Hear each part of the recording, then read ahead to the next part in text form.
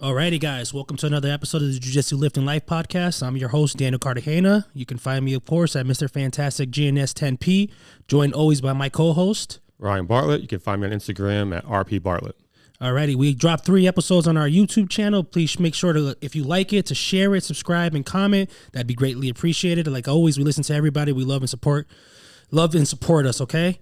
Today, we got a special guest in the house. My man, he is a purple belt instructor and head kids instructor at 10th Planet Springfield, Mass. He's the man that's been whooping my ass since 2018, and soon, Ryan, he'll be. I think if we did like if we talked about like if we had like a percentage of how many guys we talk about on the podcast, and we like totally tallied it up, then we could already do an episode of just Luis. Just Luis himself. Yeah. Oh, absolutely. Other things we talk about. It's always like, okay, so how'd Luis tap you out today? Or some shit like that. Oh, especially with Jameson. He had PTSD. He had an anxiety attack. The whole episode was just, Anyway, so my man in the building, Luis, what's going on? What's up, brother? First of all, thanks for having me, guys. Yeah. Absolutely. It's an honor. Our pleasure. Lift and Life podcast, right? Yes, sir. Thanks for having me, guys. So what's up? So, Luis, I've been dying to have you on the podcast, man. We've been planning it for a while, man. Finally made it happen. Yeah, it's tough. We're busy guys, and we got our schedule, and we're training for comp. So, very quickly, if you want to get into your background, how you got into jiu-jitsu, your early training, because, like, you're one of the, he's the OG of the school. Yep. But the way this dude was competing without having a gym, like, it's crazy. Yeah, so, like you said, I've been with Pat since day one. I'm a purple belt under Pat right here out of 10th Planet, Springfield, Mass. This is your 2-year anniversary, right? Yeah, it's actually my 2-year anniversary. I remember that day, bro. Yeah. I remember we were all waiting for Luis to come on the mat. Pat messaged all of us, and we were like looking at him and stuff, and he had no idea. I actually got sick that week, right? So it was like on hold for a couple days. Oh, yeah, dude, every day Pat would be like, "Oh, it's a no-go. Luis not going to be here." Yeah. Oh, no, today's the... So, dude, we were just in class. Our warm-up was different. The energy, and Luis just... I just gotten back home from Grappling Industries in New Jersey. Oh, yeah. And the tournament was on Saturday. I started feeling funny when I was leaving the hotel Sunday. And it's just like my whole body shut down. Yeah. So I told Pat, I'm not, I don't want to go in and get anybody sick. So I didn't make it in until Thursday. And after class, he promoted me. Yeah, we were I was still tired as shit, man. I was tired. That's awesome, though. Yeah, we were waiting, man. We were waiting like crazy. Like all his blue belts just looking at Luis like, there he is. He don't even know. He don't even know what's about to happen. So the anniversary would have been a few days sooner, but I got sick. So today's 2 years. That's awesome. I was at my kid's field hockey game earlier, and that popped up in my memories. It was a great Pat class in the old gym. So how long did it take you to get a purple belt? I started with Pat at the grand opening, right? So that was early June 2017. Was the grand opening in Springfield. We were over on Albany Street in Springfield. Okay. I got promoted within I want to say 6 months to blue belt. Wow. So end of 2017, so October, November. And I got promoted to purple belt September 12, 2019. So we're talking almost 2 years to get to purple belt. Bro, dude, he was... Yeah. So 6 months. 6 months with Pat at blue, from white to blue, and then 2 years blue to purple. When you got promoted to blue, 2 more years. Because now it's 4.5 years. Yeah. When you got promoted to blue, what did Pat say to you, or he said something, right? It's crazy because literally, actually, the only person from that promotion that's still with us is Randy, and my little brother, he shows up like once a month, right? Yeah, Fee had started the month before I got him in. So Pat, we wrap up class. We had like 6 or 7 people in class, and he goes, "So I got a promotion, something along those lines. I got a promotion lined up." He said, "I really hate to do this," probably like 20 times. Yeah. That was the start of his speech. I hate to do this. I hate to do this so fast, but this guy he gave me no other choice, and that was before that we did what do you call it? King of the Hill, or what do you King of the Mat? King of the Mat, yeah, that kind of thing. So he's like, I need 2 people out. He pretty much called me out. He's like, Luis and somebody else. So again, it was only like me and 6 other people, and he's like, whoever gets the submission stays on. And I submitted everybody except for Randy. Yeah, Randy went in last, so they I think they had it planned out already. Obviously, right? Randy like choked me out or something, and then I stand up, and then that's when he walks to his desk and comes back with that. And again, he started with that. I hate to do this so fast, but I did like 4 competitions in a month and a half. Holy shit. And I won every match.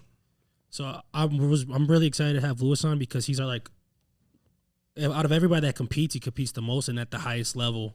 So he pushes me and motivates me to compete and go out there. Appreciate that, brother. And he's the leader. He's the leader of our gym, on the mat, off the mat, all that stuff.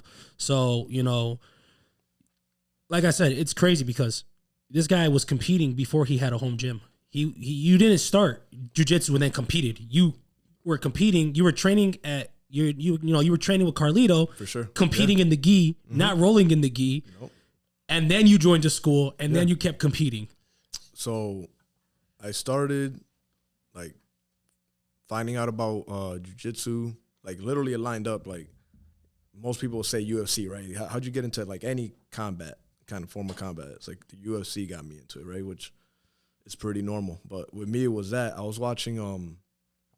My family's big into boxing, so I was watching. I couldn't remember what boxing event it was, but I was with my pals, some other family and friends, and the UFC popped up, and it's like an advertisement in between matches, and I told the story before. I'm like, this stuff is fake, so I completely ignored it. It was like it showed the overhead scene of the cage, and these guys just going at it and all this crazy stuff. And again, I knew about boxing. These guys are throwing hands, and then they're firing kicks and holding each other.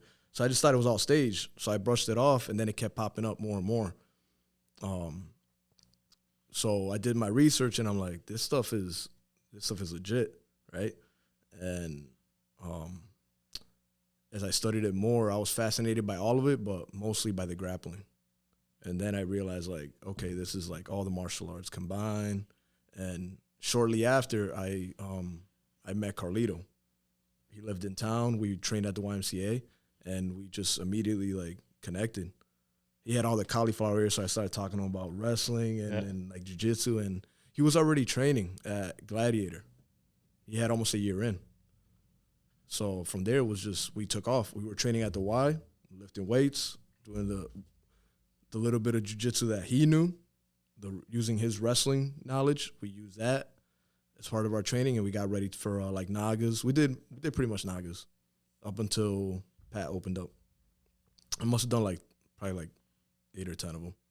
Jeez. Yeah. So like a year and some change, and then the grand opening, and yeah, I didn't stop until like COVID literally slowed me down. But I was going like every other week, every month competing. So when I first started showing up, I came to like mostly day classes. I was a little nervous to come to the night classes. And I was working with Randy, and Randy's talking about Luis. I'm like, yo, who is this Luis guy? I'm like, and like it kind of like, it was almost like he was like telling, like we sat by a campfire, and like he told me like the legend of Luis, you know, like, see all those, look at all those things up there. Those are all Luis's trophies. Those are all his medals. And then like I started coming to night classes, and I didn't see you for a little bit, and like, and all of a sudden I'm like, oh, Luis. I'm like, who the hell is this Luis guy? I didn't see you walking. I'm like, oh, there he is. Randy's lying. Yeah. The man, the myth, the legend. And then like I roll with him, like this guy is gonna hurt me so bad. But it was just, you still tap me out all the time, but like the way you roll, it's sucks, but it's great because I don't like. It's not like rolling with Randy or you who kind of put like that pressure on me. Yeah. You're just like doing whatever the hell you do and tap me out. So it was pretty cool when I actually first got to meet you. No, yeah, like now that you mentioned like rolling, I like to, especially like after class, right? There's different skill levels, and if I don't know the person, sometimes I'll ask their rank. I'll ask like just as I'm casually like, you know, the slap bump. I'm like, hey, what's up? Or if I don't know your name, like, oh, I'm Luis, and introduce myself and kind of like throw that in there. Not asking about rank, but like, oh, you trained before, you know, throw that in there, and that allows me to kind of feel out how I'm gonna roll with you. Does that make sense? Yep.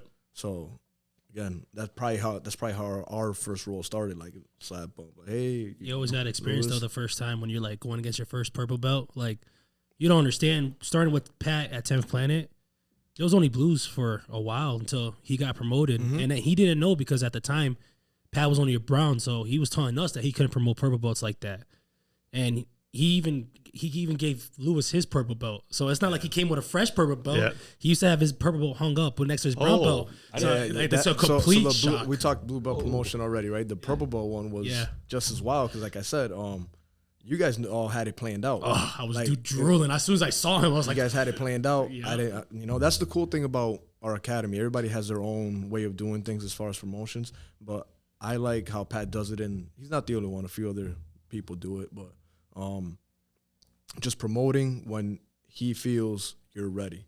He sees like you're ready for your blue belt, purple belt, etc. Right? Whereas other academies might hold belt ceremonies, dinners, whatever you call them. Yeah. So like dress up, get super formal. Right. So guys, and there might be even academies that are still super old school, and they might do like the belt test. I don't know if there's any around here. Team Link used to do back in the day. John Manley would tell me he would watch people do like belt tests, right? And stuff if it's like just like any other test, like you pass, right? You get your your award. Which Pat's is a little sneaky. He like what he said about the King of the Mat. He'll be like, oh yeah, like because that's a lot of instructors do that too. They'll like put their best guy and they'll try to have everybody go against them to see how good they do. It doesn't mean if you have a bad day, you're not gonna not get it. But he's just like, hey, Luis, you're the first one to start. Everyone go roll with him. And then he starts tapping everyone out. He's like, okay, here. This is why, this is guys. Definitely yours. So the blue belt one that's how that played out, right? Yeah. And the purple belt one was it was a big class. And again, it was we all knew. Everybody knew. All the OG guys were there. We're gonna get to the cupcakes. Andrew, Cat Smasher. His cupcakes. That shit was hilarious. But it was class, normal class as usual, right? I'm sitting to a side. I was talking to Daniel from New Hampshire. Yeah. And I remember Pat just like saying we got a promotion, and I was thinking nothing of it. I'm like, all right, somebody's gonna get promoted to blue belt today. Mm-hmm. And he did exactly what Daniel just said. He grabbed his belt. That's awesome. At the time, it was an interesting time because I think Eddie was just rolling out that no person like other than black belts can promote to purple and up. Like so, if you're like purple and brown, you still had clear. I think is how it was going down. Yeah. If you were a purple belt instructor, brown belt instructor, you could promote up to blue, but then he was shutting everything else down. Like unless you're a black belt, you're not promoting past blue. So that's why when he said this used to be my purple belt. Now it's Luis's, and like it was like 25 deep. It was a big class, big difference from the 6 or 7 we had in my blue belt one.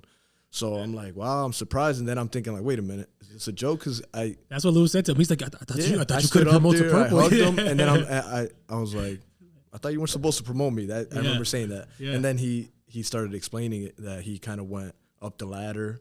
Oh, so he actually got permission to do it.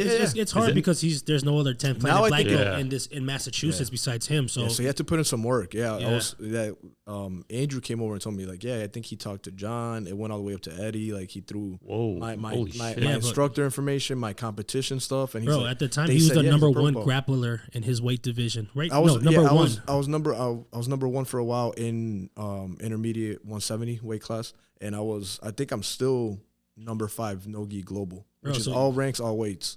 Dude, everything. So we're like, here you go. Hey, check these videos out. So my first competition, Luis went against a brown belt at blue belt and beat him.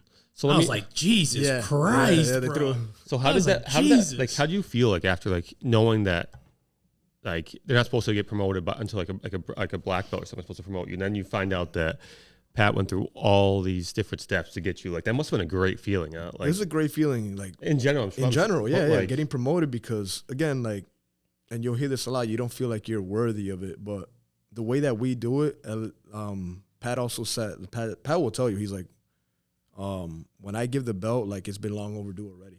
Oh, he makes you wait. He makes you wait. So like, throughout the years, I've seen a lot of guys get promoted, and we all think the same thing. I think we all we have the same mindset where we're like, we're not worthy, we're not ready for this, right? But like Pat, when Pat promotes, he makes you wait, man. The worst thing is to get promoted. You go to a gym and then you're getting smashed by white belts, blue belts. So Pat's like, yo, if I'm gonna promote you, you're gonna be one of my guys. It's the opposite around here, man. No. Everybody.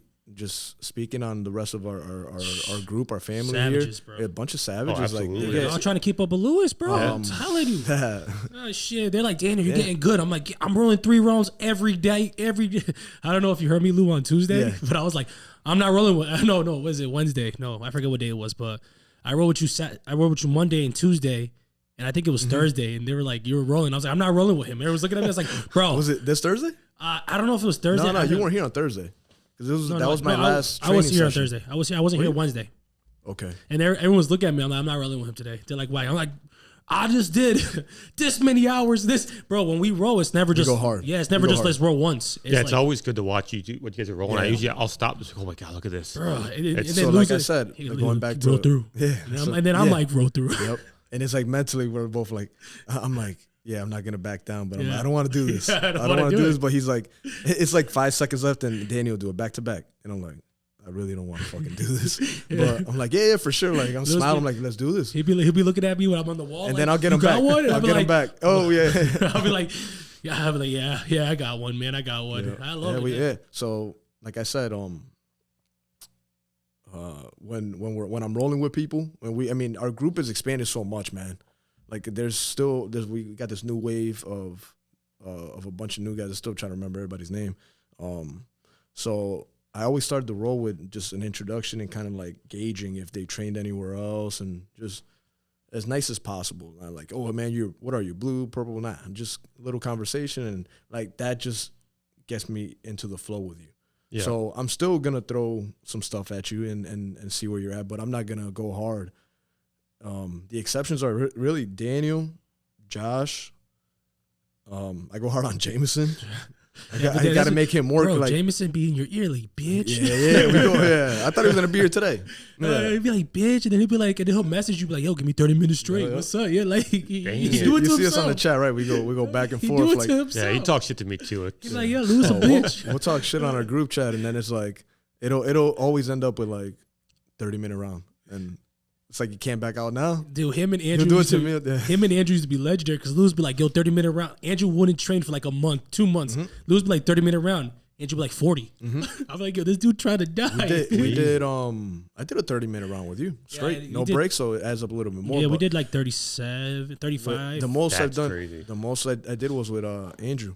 One time we were just going back and forth talking shit like you said, and he was out for a little while. He's like, I'm coming back on this day. I'm like, 30-minute round. He's like, make it 40. We agreed on 45. He did it. Yo, props to him, man. He 5 minutes. I'm like 2 He minutes. didn't sub me once. I got him like 45 times. Yeah, he make it tough though. He makes 45 minutes. He's a strong kid. Yeah, he makes it tough, bro. He's a beast. Yeah, he's tough. That's why I like our team and our dynamic, because we train hard, but we're also very complimentary to each other. Like going back to what you said about Randy, I don't know if you listened to his podcast with Pat yet. No, not yet. But it was good, and he gave both of us a shout out. He was like, because they were talking about how like rolling with people was like, Jeff was talking about like how he did jiu-jitsu, and then when he rolled with people, it was like, you're like, holy shit, what have I been doing?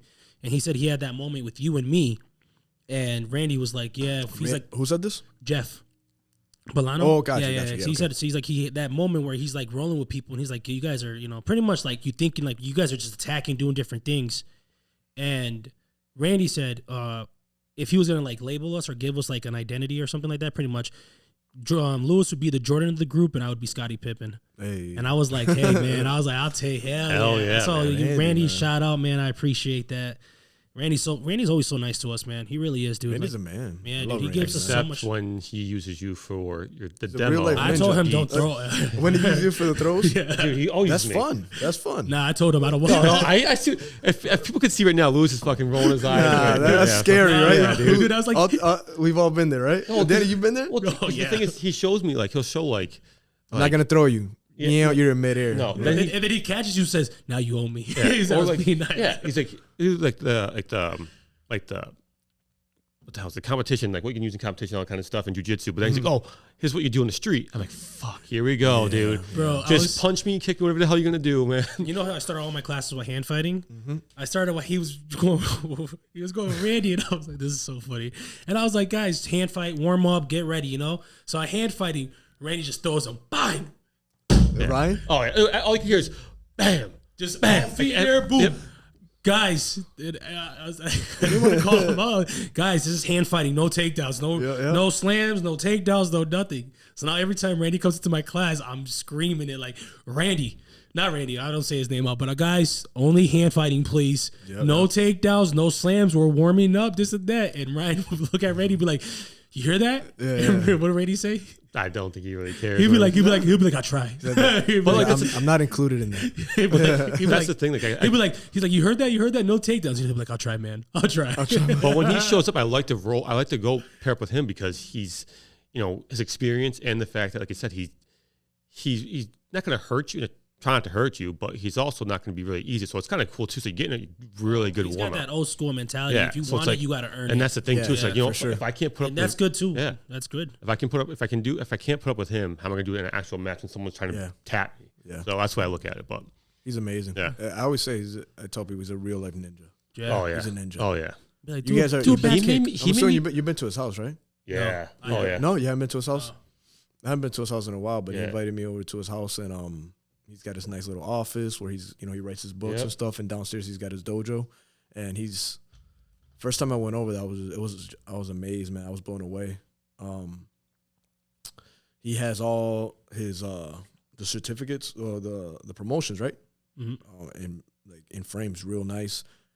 Guy's a black belt in judo, aikido, right? He calls it Jiu-Jitsu? I believe it's aikido, Yeah. and a form of karate. Yeah.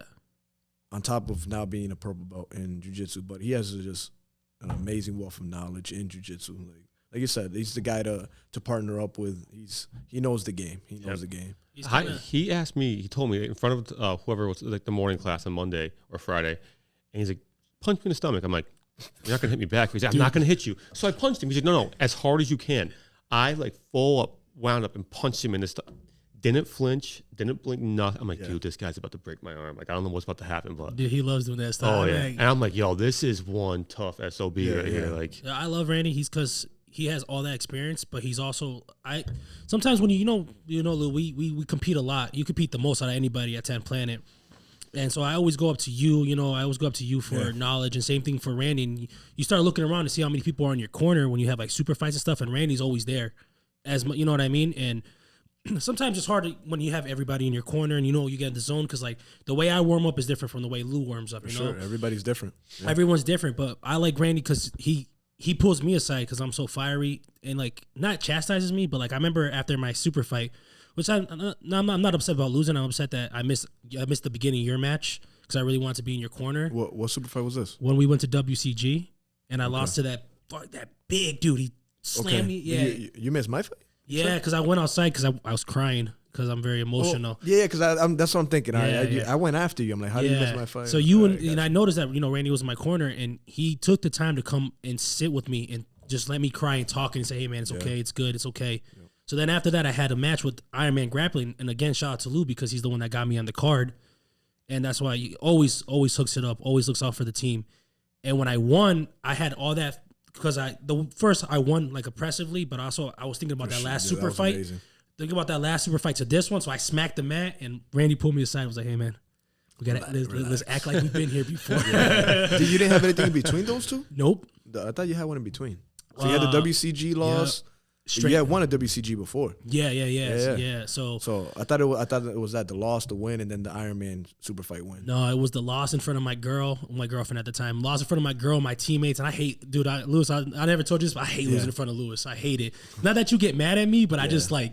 It's like you're letting someone down. Yeah, it's just because sometimes and everything happens in a match, but like the way like I know he knows that I can get out of it, or he knows that I'm better than that, and he has so much like. He's hype and praised and all this for us because we train together. So you believe in your teammate and they could do better. So it's kind of like, oh man, like I knew I could have got out. You know what I mean? I know he knows that too, and that's what gets me. You know what I mean? I'm like, damn. But it is a part of the game, it's a good thing to talk about because we were just talking about your numbers, and you said you had 140 matches. Yeah. So I competed yesterday, right? Had 4 matches, and that. Again, I did the little. I was looking for my journal. I couldn't find it, unfortunately. But I was talking to my wife and telling her I'm going to be on the podcast, so I gotta come up with some statistics. I was just gonna go on the fly with everything else, but I'm like, I want to come up with the numbers just in case you guys ask me about the matches. And it just so happens it's just with those 4 matches from yesterday, it's like even 140. Yeah. Since 20, and middle of 2016 was my first tournament, that I won with Carlito. Like I said, I did like a year and some change by myself. Like 8 to 10 Naga tournaments. Yeah, 140 matches. And before we talk about your actual competition, and Yeah. you know, because I have like all my notes here and questions, and I want to ask you like your favorite competition moment, your favorite, you know what I mean, the toughest matchups, all that. But before we get into that, I want to talk about like your training. So it's hard to compete, bro. I tell you, I had 5 matches once, and I felt wrecked. Lewis goes, oh yeah, I had like 7. Yeah, it's a good day. It's a good day. It's a good day today. Yeah. Yeah, it's a good, you know what I mean? So I want to talk about like your mentality, because we try to tell people that listen to this podcast, especially new people, there's a difference between like hobbyists and people that want to compete. Yeah. You know, you can all compete, but it's just like their mind, the way they think and the way they train. So can you break down It's a like different mindset. Yeah. So that's the beautiful thing about jiu-jitsu, right? It's like, it's for everybody. Yeah. As much as people are like, it's not for you because you're letting it, like, you're putting something in your head that's blocking you from allowing it to be for you. But it's for everybody. Whether, like you said, you're a hobbyist, you're just using it to get in shape, you're a competitor, younger or older. You're using it for self-defense. I could keep going, right? Yeah. It's Confidence level too. I would say just to build your confidence. Yeah, yeah. You know, it's like especially, you know, for kids. We have a solid kids program. I always tell people, get your kids in jiu-jitsu. Like, get them in martial arts, but I'm biased because I'm a jiu-jitsu guy. Get them in jiu-jitsu because it's going to build confidence. It's going to build, like, they're going to be more respectful. Like, yeah, that's why I got my son into it. Kids that are aggressive, I feel they tone it down when they get into a form of combat. Jiu-jitsu, they're more respectful. Again, the confidence goes through the roof. They're not so reserved. They're able to, like, you know, socialize better. It's just all those things come with being on the mats. Oh, yeah, it feels a big benefit. My son couldn't even watch me. My son couldn't even watch me. Come a long way, man. Yeah, my son couldn't even watch me. He didn't even want me to watch him train. Yeah, why? Look at him now. Look at him now. He's like, "Are you gonna record me?" Wait, a lot of the kids start off awesome. like that. That's huge. They don't want their parents watching them. They're nervous. And now a lot of the kids start off with us, man, and they're just like standing in a corner. And me and Pat, like, when I took over the program a couple years ago, I was still doing it with Pat, right? I was the Uki. And I've seen kids go from being really shy and, like, I'm thinking, like, they're not gonna stick around to they're still with us till this day. And now not only are they, again, just their personality, their confidence is through the roof, their skill sets, it's amazing. Yeah. You know? Well, I mean, even the things, even like with adults too. Like, I know when I started coming to night classes, I'm like, I was terrified. You know, I didn't want to talk to anybody, stuff like that. And so, you know, it's nerve wracking. Yeah, like, in the beginning it is. Yeah, it really is. Now I'm pumped. I'm ready to get on once the you match. break that barrier, then it's like, what the kids class looks like. I mean, I'm not gonna lie. I'm like, yo, I want to join the kids class. Like, like, having fun over there and stuff like that. I'm like, hell yeah. I think bunch of little savages. Like the chillest kid instructor too ever. Lewis, they'll be all jumping on him and stuff, and he's just like, yeah, at the end of class, right? They all just like, everybody against Lewis, Coach Lewis. I'm like, man, I got to get ready. I'd be terrified. I said join the kid and try to beat him. That's the only way I might have a chance beating you with that. Yeah, but what were we talking about before we went down? I want to talk about your approach to training. How do you, when you're getting ready for competition, what first is your mindset, your training, and like how do you break your training down to get ready for comp? And I kind of had one thing: if there's a difference between your training with a competition and a super fight, if there's a difference, for me, there's no difference. Okay, there's no difference when I'm getting ready for a competition, whether it's a super fight. Just for the people that don't know, it's just you have one specific opponent that you already the promotion tells you ahead of time about. All right, so that's what we call a super fight. So Daniel's had quite a few. I've had a couple. Who else is from the team has had a super fight? Andrew, right? Andrew had a one. few guys. Yeah, we just call them super fight. Just to kind of separate it, so so people know the difference. Like, from tournament and the super fight tournaments, you're going to a competition. You're facing people that you can face 3, 4, 5 guys depending on the format. Super fight is just one opponent that you know about. They're promoting it. It's a lineup, a fight card. So that's the difference. But I train mentally and physically. I prepare myself the same way for both. I ramp it up for sure. Like physically, I make sure that even with my busy schedule, I make time to go to the YMCA is like 2 minutes away from my house. Now there's a Planet Fitness up on. I live over in Holyoke, so there's a Planet Fitness up in the mall now. So I could have my options of getting to one or the other, right? So I'm not big on lifting, but I'll do some like what do you call it, like circuit training where I hit like all body parts. Plyometrics. What is that called? It depends. If you're doing circuit training, it could be hip, high intensity. So let's say I'm doing chest, biceps, like every body part. What do you call it? Full body workout. Full body workout. Yeah, all right, full body work. I'll do a full body workout. All right, and I run like crazy. Like I'll post it on Instagram. Like I'll run, and it's not to run fast. It's like my goal sometimes is just to mentally. I'm like meditating, clearing my mind, and just getting that nice run.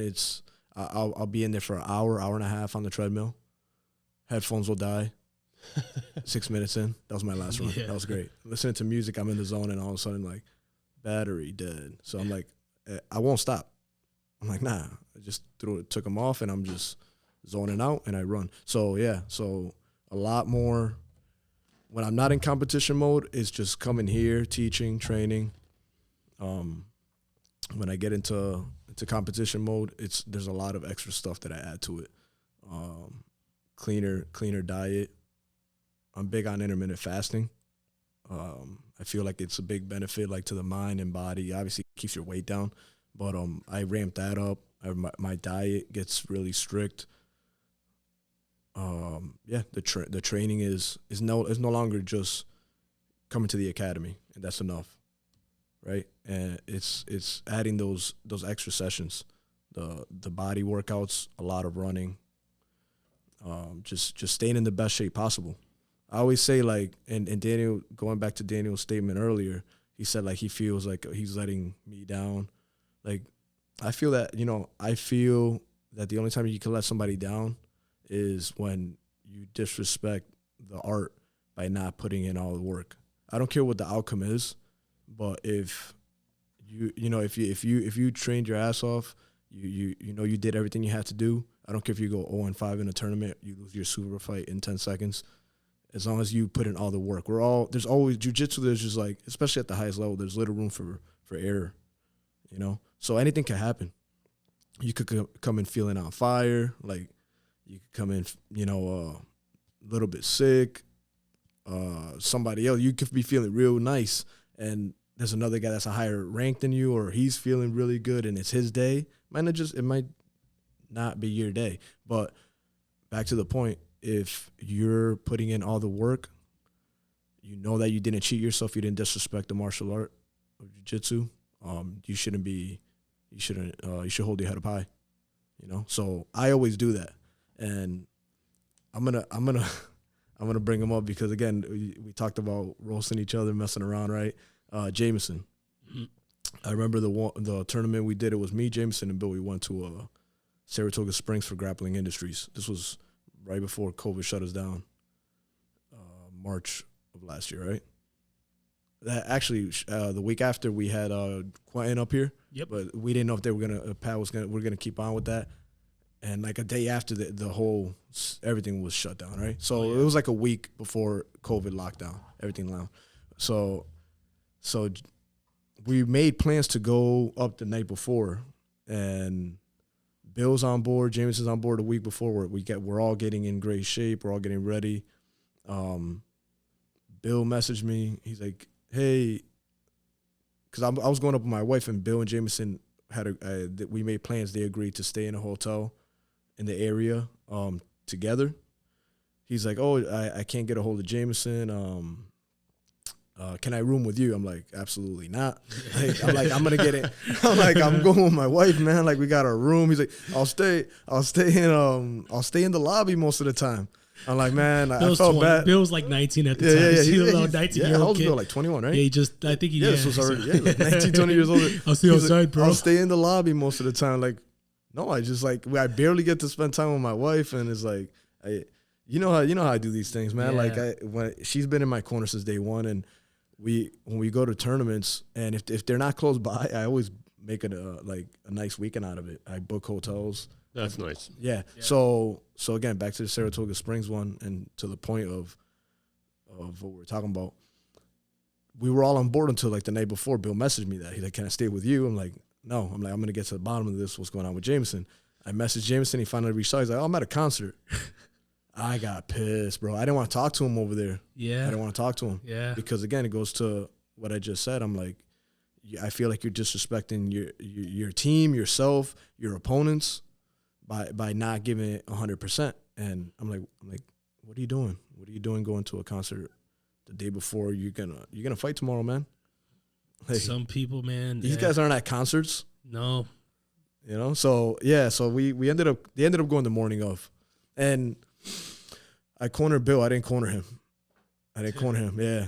Yeah, and then not because I didn't want to. Like I was I was over it. I went up first because it goes advanced, intermediate, beginner. So I was able to fight first and then corner Bill.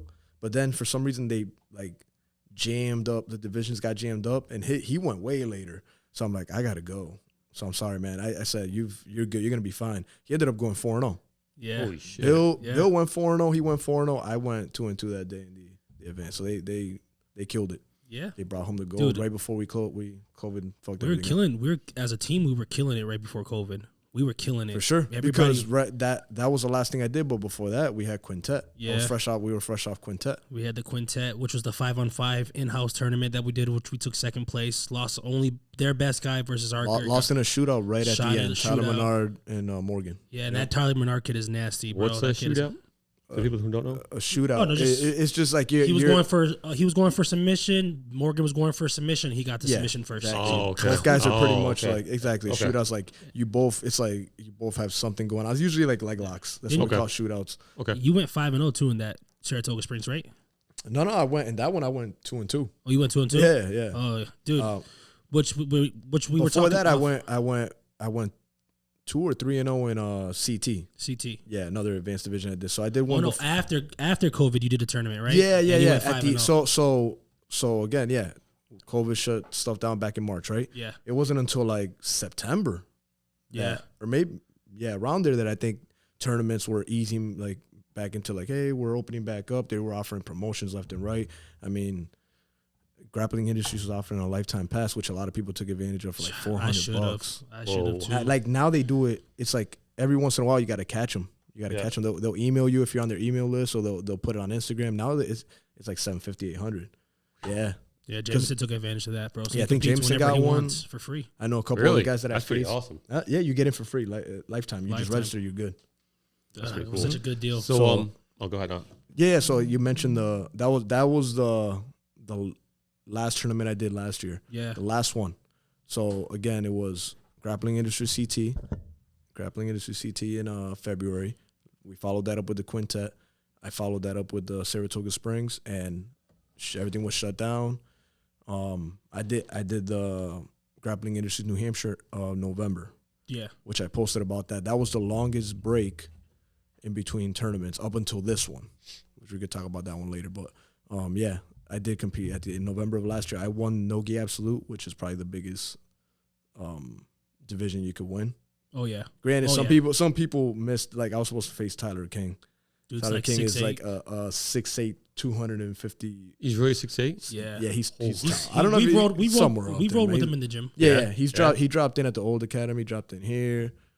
Yeah, he's a beast. He's a beast. So I was slated to face him opening round, but he didn't make it. So I got a walkover. So I beat Tyler King. Did he come in like? He's cool, man. Yeah. Cool, So dude. people showed up late, Dude. like not realizing like Absolute's at 9 a.m. sharp. It's never changed, and all these guys are purple, brown, and black. He didn't make a big deal about it. He came in. It was like 9:30. I'm on the podium with the other two guys already. The whole bracket. I'm sorry, bro.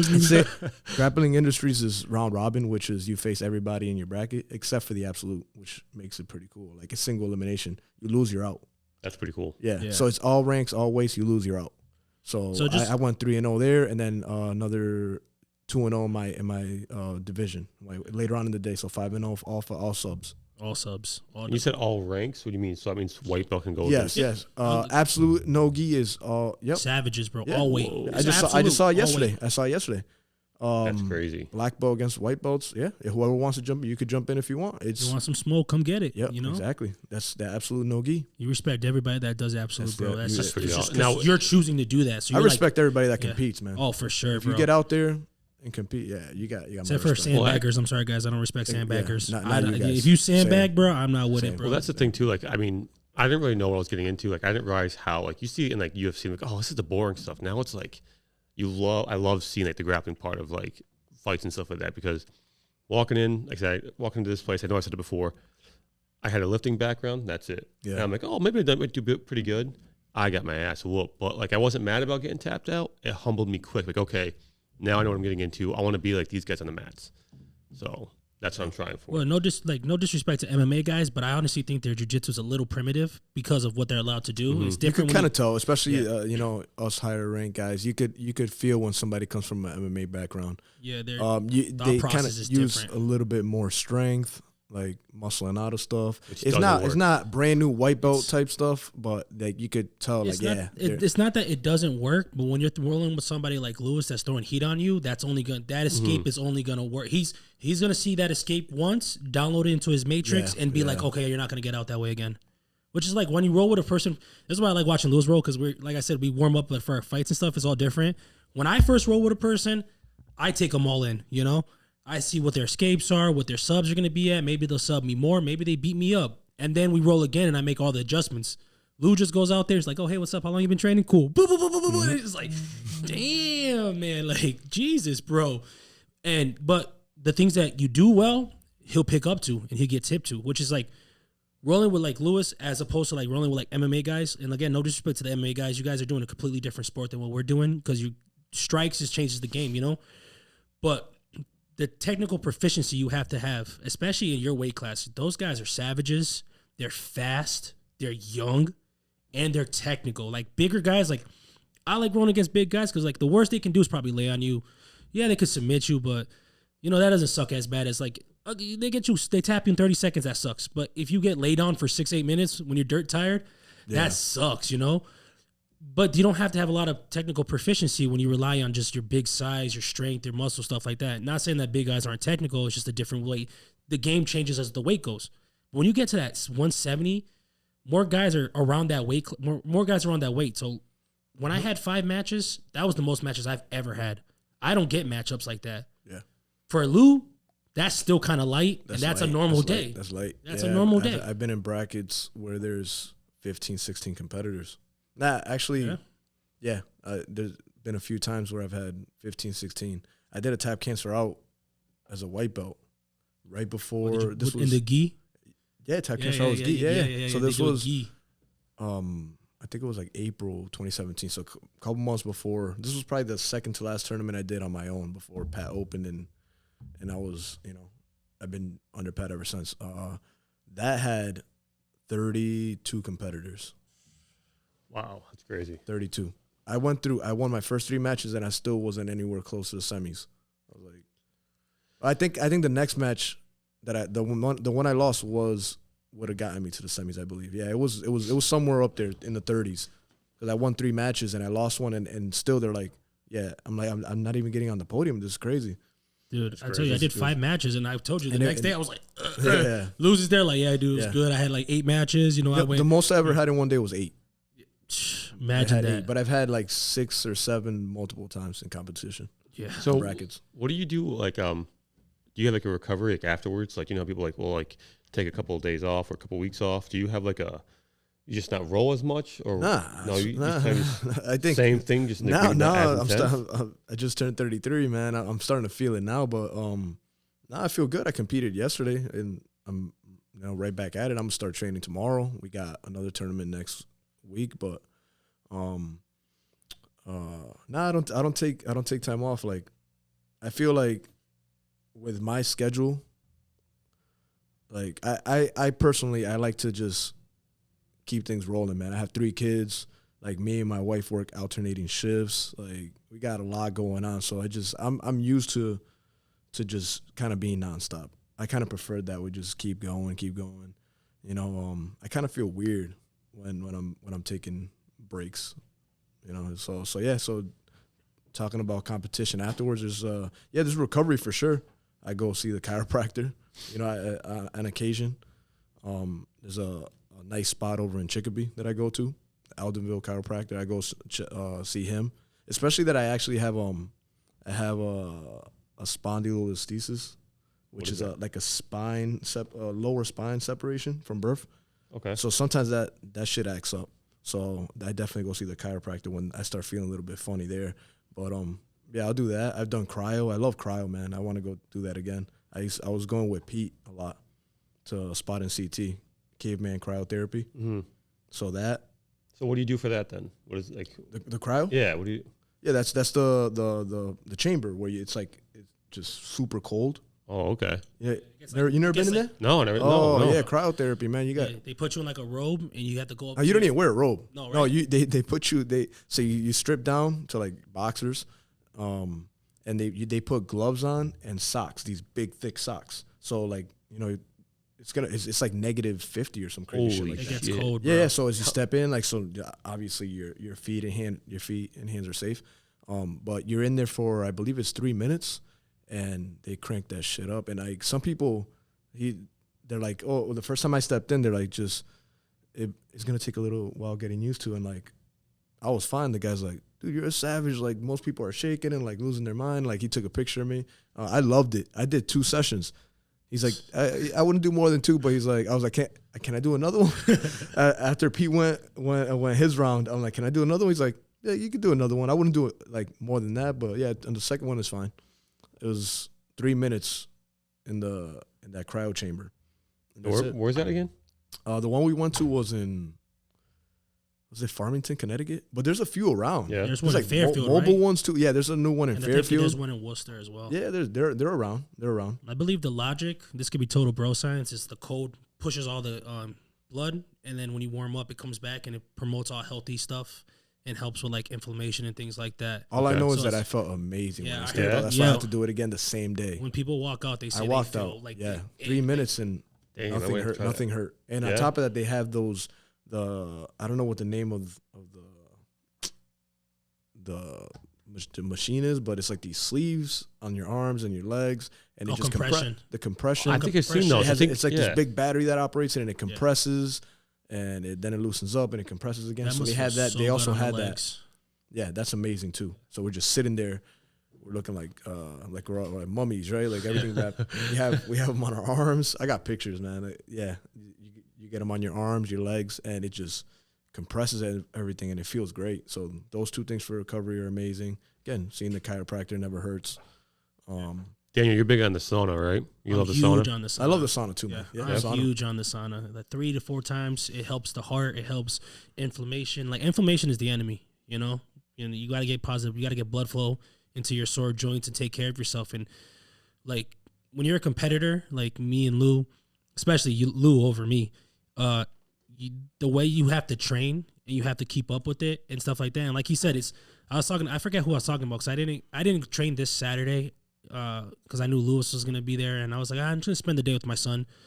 But I was like, I don't remember, it's family time sometimes, Yeah, and I was like, man, I don't remember the last time for like a night throughout the week where I didn't train just because I didn't want to train. You just get into it and you're like, man, I just have to train. You know what I'm saying? And it just becomes part of your lifestyle. It's just like, hey, what are you doing? It's jiu-jitsu. What are you doing? It's jiu-jitsu. Like, it's my life. This is what I want to do. And we all know, like, once you step on them, it's crazy. Like, I think it was with Tuesday, I was like not feeling it. You just, those practices and those training where you're just like, I don't want to do nothing. And then I got Lewis like, yo, Andrew's bleeding. Come finish this round up with me. Like, Andrew's bleeding. Come finish this 2.5. And then he's throwing heat at me, the 2.5. Like, I'm like, okay, let's go. And then Dana from New Hampshire's there. And then Jameson's like, yo, what's up? And after you're done rolling, you feel alive. You're like, oh, I'm back. This is who I am. And it's just a part of the lifestyle. And sometimes it's not even the struggle to get there. It's like when you're there, you're like, man, I don't want to train. And that's why I like competing, because it's like, no, I have to train. If I'm here, I got to train. And then you see guys like Lewis training hard. Yeah. I got to train, man. I got to train. We all have those days, man. Yeah, but like you don't feel, up for it. Like, I'm tired or whatever. Like, mentally you're not there. But when you're done with the training, you're glad you did it. You go home, and that drive home is just, me and Pat, we've talked about it. We're like, issues you had at work or anger, stress, it's all gone. In your relationship, everything's gone. It's like, what was I mad at that? It's just beautiful. It's like therapy. That's why I call it therapy. Yeah. It was great. To what Orlando Sanchez was saying was like, he's like, oh, jiu-jitsu isn't therapy because you're not solving your problems with the therapist. I don't think when we say that, we say it's like, oh, it's. That's why he got hit with that spinning back fist. Yeah. You'll never hear this, right? So, but it's not therapy. Spinning back fist. I think anything that elevates your mood and makes you like see things differently and makes you like, I go on the mat. I don't even want to talk. When I'm done, I can't shut up. You know what I mean? Mm-hmm. I feel like I could face things and I could talk about it. Feels so much better, man. And then it becomes a part of the lifestyle. And then there's nothing like ramping up when the team's ramping up for comp. Like when the team's ramping up for comp, you're like, this is it. This is it. This is with my boys. This is what last month has been crazy. This is what I can't wait for this week too, man. Well, yeah, I haven't. He's talking about how long he took a break. I haven't competed since the quintet. I haven't since February 2020. Yeah, man. You didn't do anything at the end of last year? No, I had a super fight. Because Ironman was 2019, right? Yeah, Ironman was December 2019, and then I did. That's a minute, bro. It'd be cool if we were all 19, 20 years old, no kids, living with our parents, and it's like, I mean, COVID affected everybody's schedules and lifestyles, right? Yeah, man. But like we're all, I'm 33, you're 29. You know what I mean? Like most of the higher ranked guys on our team, that's the difference between us and other academies. Like the high ranked guys, the big competitors on other teams they're way younger. You mentioned Tyler Menard. Tyler's like 20 years old, 21, I think. You know? And that's a lot of the schools, they're the big name. All the guys I faced yesterday were 24 and under, I think. Sean Melanson jumped in last minute. Again, amazing competitor. I think he might have been the second oldest, and he was still trailing me. I think he's like 27 maybe. It's crazy. But everybody else, the one kid I went up against was 21. I'm looking at the kid in my bracket now. He's 19. I'm like, 19-year-old? I'm like, it makes you like, I should have gotten masters, man. One more year, baby. One more year. I go masters. For you? One more year. I've used it to my advantage. Like, you get more matches, wherever there's more matches. This guy, I'm not going to masters unless there's more. I did it a couple times because there was more people in masters. Most people, not because like, I'm gonna do there's still savages like, and everybody was still like around my age. There was no like. Nobody pushing 40. It was like 32, 33-year-olds, 30-year-olds. Most people are like, man, I only got one guy. Okay, cool. They do one gi match, two gi match. Lou's like, nah, bro, give me them all. What's up? I'll take it. I'll take them all. I'll go absolute too, man. I'll go absolute. Which is like his mind. This is the mentality to be like a competitor. Like that's why I joke to people. Like I think everyone should compete. Yeah. But if you're a hobbyist, just be careful because you might run into a guy like this that's like, yo, bro, I haven't eaten in 72 hours. I took a sip of water. I've done like 30 rounds before I came in here, bro. I'm ready for it all. I want it. I'll take you. We could do best out of 7. Like, what, bro? But you won all the matches beforehand. I don't care. I want more matches. When I go to competitions, I want as many matches as possible. I actually had a walkover yesterday. I was pissed off. Yeah. Sean looked at me. That's when we locked up, and he's like, oh, like he kind of like. So dude, that like we had the same mentality. Fire matchup, bro. You versus Sean Melanson. It's gonna happen. I dropped the ball, man. I took that L to. I believe he just got his black belt. That kid's name was Andrew. I lost to him. You guys were running into each other. A stylistic matchup. Yeah. I mean, it's interesting because, I lost to him 4-0, but he changed his style. Like for me, like with everybody else, he stayed standing. He stayed standing with Sean. Stay standing with everybody else. Oh. And on the podium, we took pictures, right? And I shook Sean's hand. I said, it was nice meeting you. You know, finally, bro. You guys game. You know, he said a couple things. I don't remember what he said. He talks really low, but a nice kid, nice guy. And then the second place guy I did face. That's I believe he is a black belt. I patted him on the back and I said, thank you for the match. And he goes. I was laughing. It was crazy. He said, yeah, man. He started smiling. He's like, I had to stall you out. I had to slow the match down because you were throwing a lot of heat at me. Exactly what he said. And I smiled and I said, it is what it is. A win's a win. And I said, thanks again. And we left it at that. But I said, wow, this guy just said that. Hey, homie, as a guy that trains with Luis, I understand. He said that. So now it makes sense because, again, he was staying on the feet, but with me, he pulled guard. I'm like, he sat immediately, and like he really wasn't like I was float passing, and he was trying to do some stuff, but it was nothing that I was in danger of. I was still trying to attack the legs from top. You know, all my guard passing to leg lock stuff that I was teaching. Oh, do I? You know, passing, using the leg lock threat to pass and back and forth, right? So he beat me on my attacks. So again, like I'm sitting back on the legs, he comes up on top. That's counted as a sweep. So that ain't no sweep. 2 points there, and then another one where I went for that kind of like a modified back step. I have ankle lock control, and I'm pretending I'm attacking that leg. So you're focused on that leg, and I tripod and I scoop the leg that's behind, and I get into the cross ashi with both legs. So I did that to him, but I just missed the knee line, and as he pushed me away, push his knee line free, he came charging at me, and that was the other one. He came up on top. That was the match. Sweeps, I mean, but I had a backside 50-50 look on him. I was throwing some rubber guard heat on him. I was close to meat hook to triangle, but we finger locked. It was all the matches were fun. But that was cool that he said that. Like again, I'm friends with everybody after the match. Yeah. Thank you for the match, regardless of how it went, win or lose. And he said that right jumping off the podium. Yeah, man. He probably watched you go against two guys. Was like, sheesh, he's like, yeah, man, I had to stall you out. Like, bro, every time I talk to train 10 player, you train with Luis? Yeah.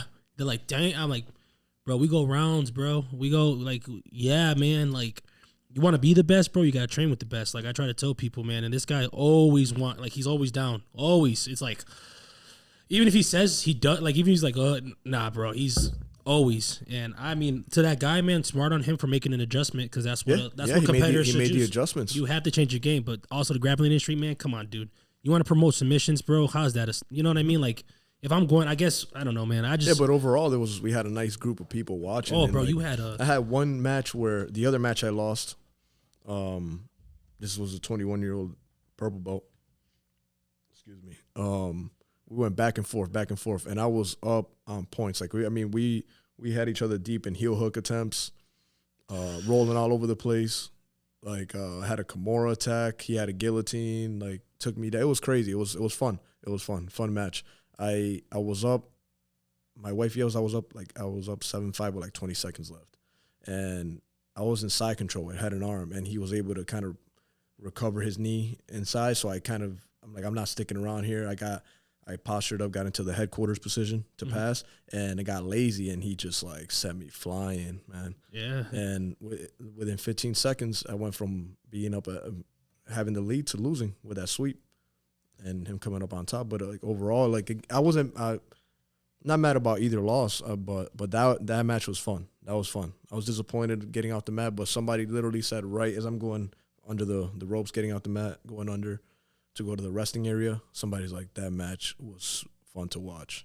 And that's what I like that. Yeah, I like to put on a show, and like I said, I'm a submission hunter. I posted that in the little caption. Oh yeah. I posted the podium pic, and I posted that in the caption. And I don't throw not throwing jabs at anybody. That's just that's my style. I don't play for points. I think if you see anybody, especially you from our team, we go for subs. Yeah, like everybody. Yeah, that's how we do it. That's over where here we get it from. We get it from Luis, man, because he's always fucking throwing heat at us. Like, dude, we're not starting. Like Pat doesn't teach that way. Luis don't teach that way. I got that from Pat, man. Like when I started before, like I said, I did a lot of competitions with Carlito. Traveling around when we were on our own, training, and going to Nagas and stuff.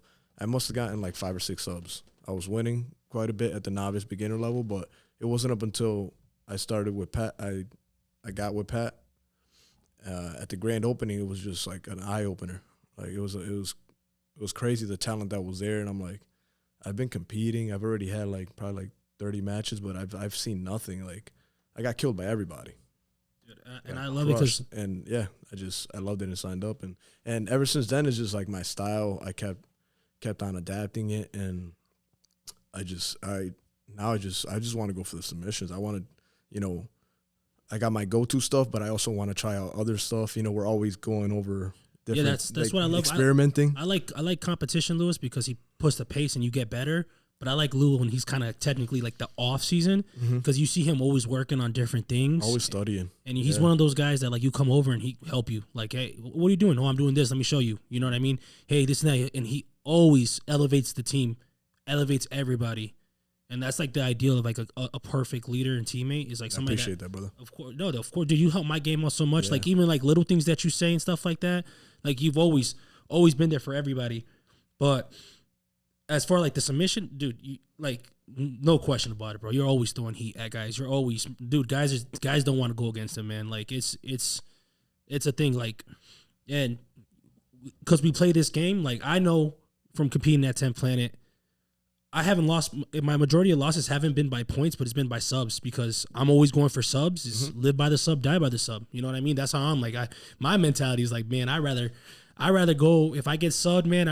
Boom, quick sub, boom, next match, let's go. You know what I'm saying? I have like, the same mentality, man. I don't want to go a whole 7-8 minutes for 2-0. You know what I mean? He beats me by 2 points, whatever. Nah, bro, I'm gonna. What people don't realize is when you go for attacks, you're gonna open yourself up. Yep. And that's the thing that sucks is like, man, so he's sitting back for a leg trying to go for a submission, and the guy gets up. You count that as a sweep? That's not a sweep. He's going to go. Lewis could have spent the whole time on top trying to pass his guard while the guy's on bottom, and then they could have done like a ref decision and boom, which is what a lot of guys do. But instead of doing that, he's going for the submission. He's going for the kill. Then you penalize a competitor like that. It's like most of my losses, especially at the higher ranks, I have been. Most of my submission losses, I've lost by points. Like I said, both of my losses yesterday were by points. The times that I lost by submission, they're not anything like, oh, this guy was dominating me. Like he passed my guard. He's controlling me inside control, mount, like full domination and like cooking me like under jacks and I get sub. Nothing like that. I don't think that's ever happened to me. Oh shit! I didn't get my guard pass yesterday, but anyways, like most of the times I've gotten sub, back to the point, they've been off what you said, counters, because I'm throwing heat and we're in a firefight, man. Like I got a Kimura and I get countered. I got countered at Quintet by Elijah Thomas, another beast. Kid's like 22, 23. He's right? a beast. He's a beast. You ended up getting him afterwards. Yeah, you tired him out though. It's all good, but those are the competitors I like going against. You know, Elijah is one of them. Rory Connors. Oh, dude, I was so scared of Elijah too. You and Rory. A lot. Luca Fiore from TriStar. Shout out to Rory too. He just got some surgery, right? Yeah, he did, man. That's tough because that kid was. He fights like every other day. Every other day. He'll be back in a month. He'll be back in a month. His dad's his instructor. You never heard of Rory? No. So Jeff. What's his last Palone? Jeff. He trained at Connors MMA. Okay. So the head instructor is John Connors, and his son Rory is a purple belt under him. So I faced him a couple of times going up the ranks. Yeah, like we said, Rory just went against. We faced him in the finals. finals. Have a match in Enigma. Yeah. Oh yeah. He just and now he's off. I think he's posted he's out for 6 months. And before that, he went against Kurt, and he beat Kurt at WCG. He's got some big wins this year. Yeah, he's got that Kurt at WCG. I didn't watch that. No, he got the decision there. They didn't really promote that though. WCG, they didn't really promote their event that much. And he also had a match at Naga's super fight. Was it Naga or Amo? Amo hosts one of the biggie. Yeah, they do super fights, and he faced an 18-year-old blue belt or purple belt. They were kids, I guess, beats everybody, and he knee barred him in like 30 seconds. Dude, the kid was showing up. Yeah. And those are the people that I'm like saying that in Lewis's division, man. Like technical, fast, in shape competitors, which is like now when Lewis is like, yo, let's go 17 minutes. I see you. You gotta ramp up the training. So Lewis, if you can think about what was your best competition moment, what would it be? Best comp, damn.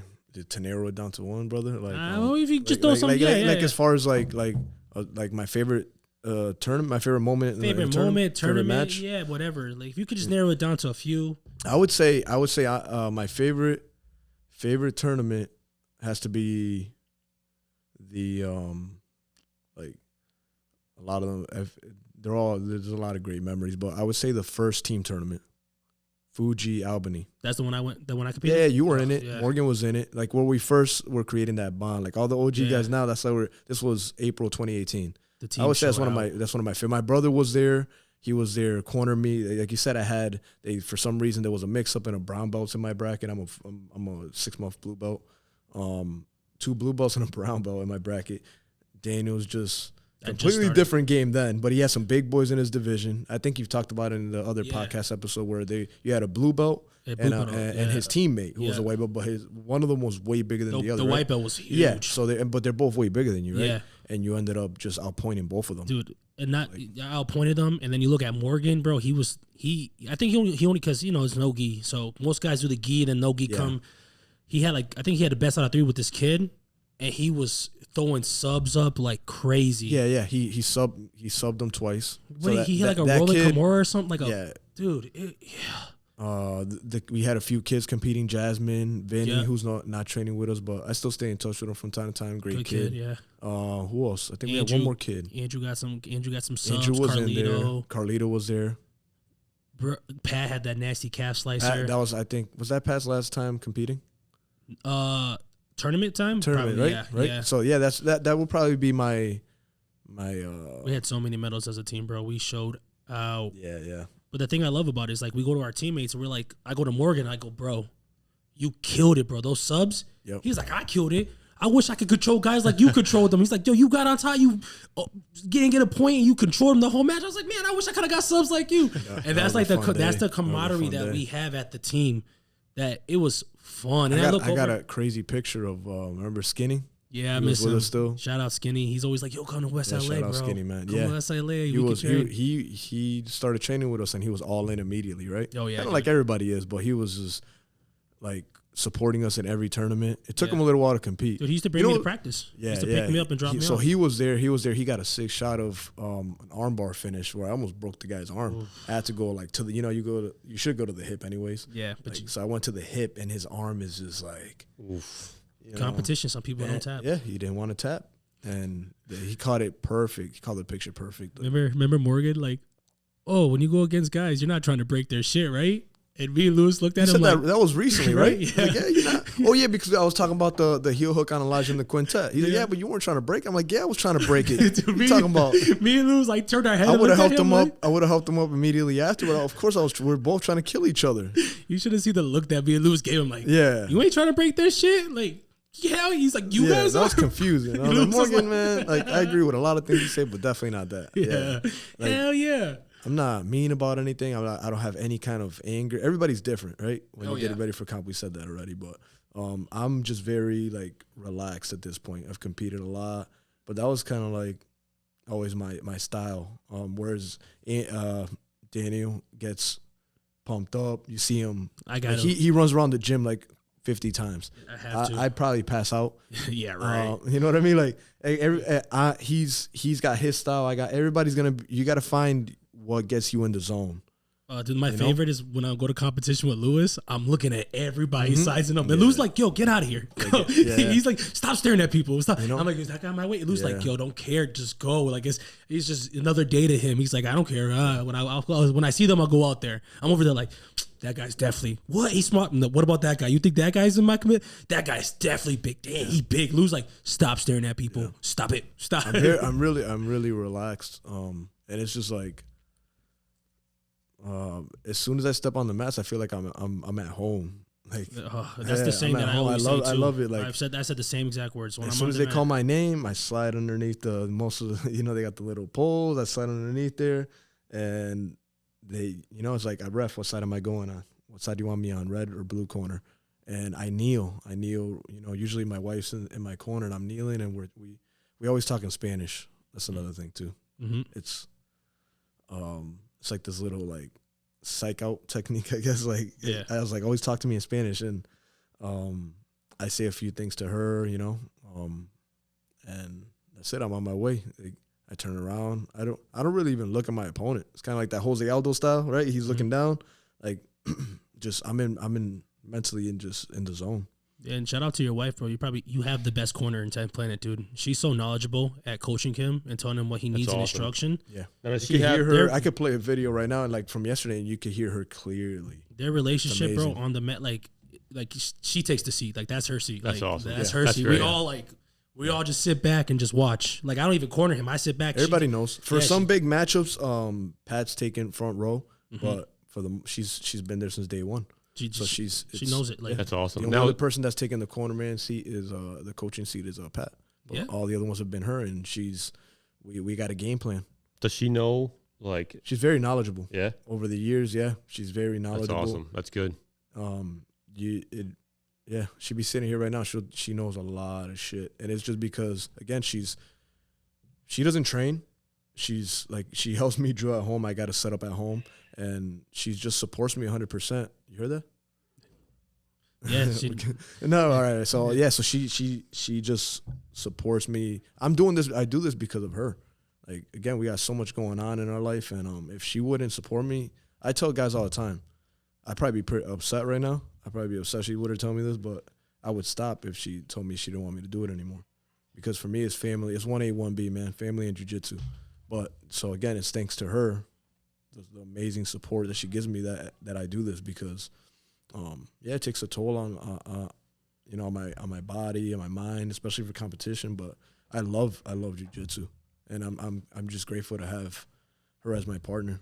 But it also makes you like who you are now too, because like, what if you weren't doing it? How would you probably be? You'd probably be more angry. You'd probably be like, stressed out and stuff like that. So, but that's what I'm saying. That's so, how, I mean, that's she how I probably was knows before that. that. I was working all the time. Then she's where our schedules are crazy. Again, we have 3 kids.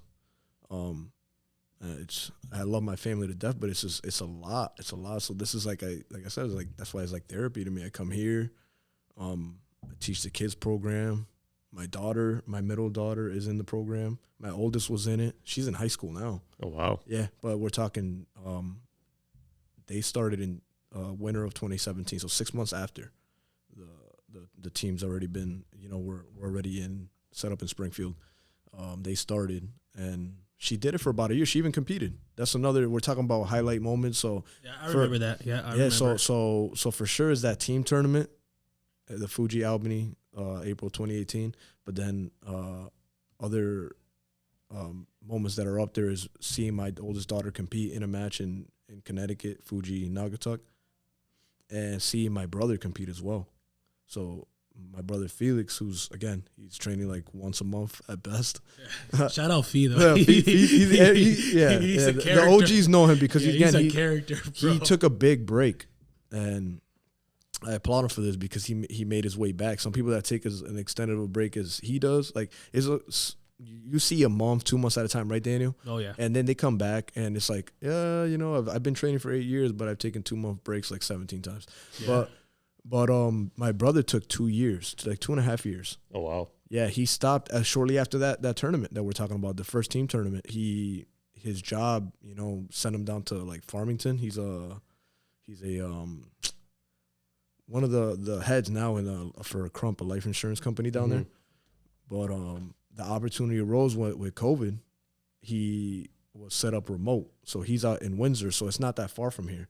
So the commute he's like, I'm done. He was like stressed and like I'm not always stressed out with work and like, am I gonna make it? He just shut down. And again, it was about 2.5 years. And when COVID hit, they went remote, and they're still remote. I believe they're gonna stay remote now. So he worked from home, and then he's like, when Pat started accepting students, we were talking about that game planning. I brought it up to my brother, and he's like, yeah, I would love to get back in it, and I said, let's do this. And he came back, right? And yeah, I love Fee too, because he came back and he wasn't one of those guys like, oh yeah, when I used to train at the old gym. Nothing like that. He's had that white belt mentality, man. He just came and just started training. Like I actually drilled with him once. It was cool. Yeah, it was guys awesome. come back and they start saying all the yin game. Oh man, I got to get back in shape. No, none of that. No, he just like it was day one, and I mean, obviously he knew a lot of the guys, right? But he was brand new. He said, he's like, look, I'm coming back, like. He's always. I love when he comes back, bro. Because I always be like, yo, your Sixers suck. But, we got to think. I'm like, yo, your Sixers suck. But I like having him on the mat, man. I like having we have such a good team and a good gym culture. Obviously not every gym is perfect. We're family. So training, whatever, stupid stuff. Shit happens, bro. But in the end of the day, I know that like when we go, we have each other's backs and we're there. And you really get to see that, like, in competition. You really get to see when you're training together and all that. Because, like we said, we all have personal lives and stuff like that. But when we see guys like Luis, make it work. And even Pat, man, like, look, how much things does Pat have on his table that Jesus. And then you see that. You're like, oh, I can make it. Oh, I can make it. And it's freaking great, Lou, what would you say was your toughest match? Not win-loss, just your toughest favorite opponent that you've ever went against? Favorite opponent. Yeah, I'm just throwing heat. So at you him. so yeah, you're throwing some heat. Yeah, I'm throwing so heat. Can we separate a favorite opponent and toughest match? Oh yeah. Because I mean, I faced black belts. Yeah. You know what I mean? Like toughest match. All subjective to you. Like what? Toughest match was for sure against Matt Martindale, who's the head instructor of Untitled, I believe you pronounce that, somewhere out in New York. Mm-hmm. He's a first or second degree black belt. I faced him in the absolute. That was by far the toughest match. Yeah. Yep. He didn't submit me. He thought he was gonna, but he cooked me on points. Like he was throwing a bunch of heat at me, and I was like, "This is high level stuff." And he was a little bit smaller.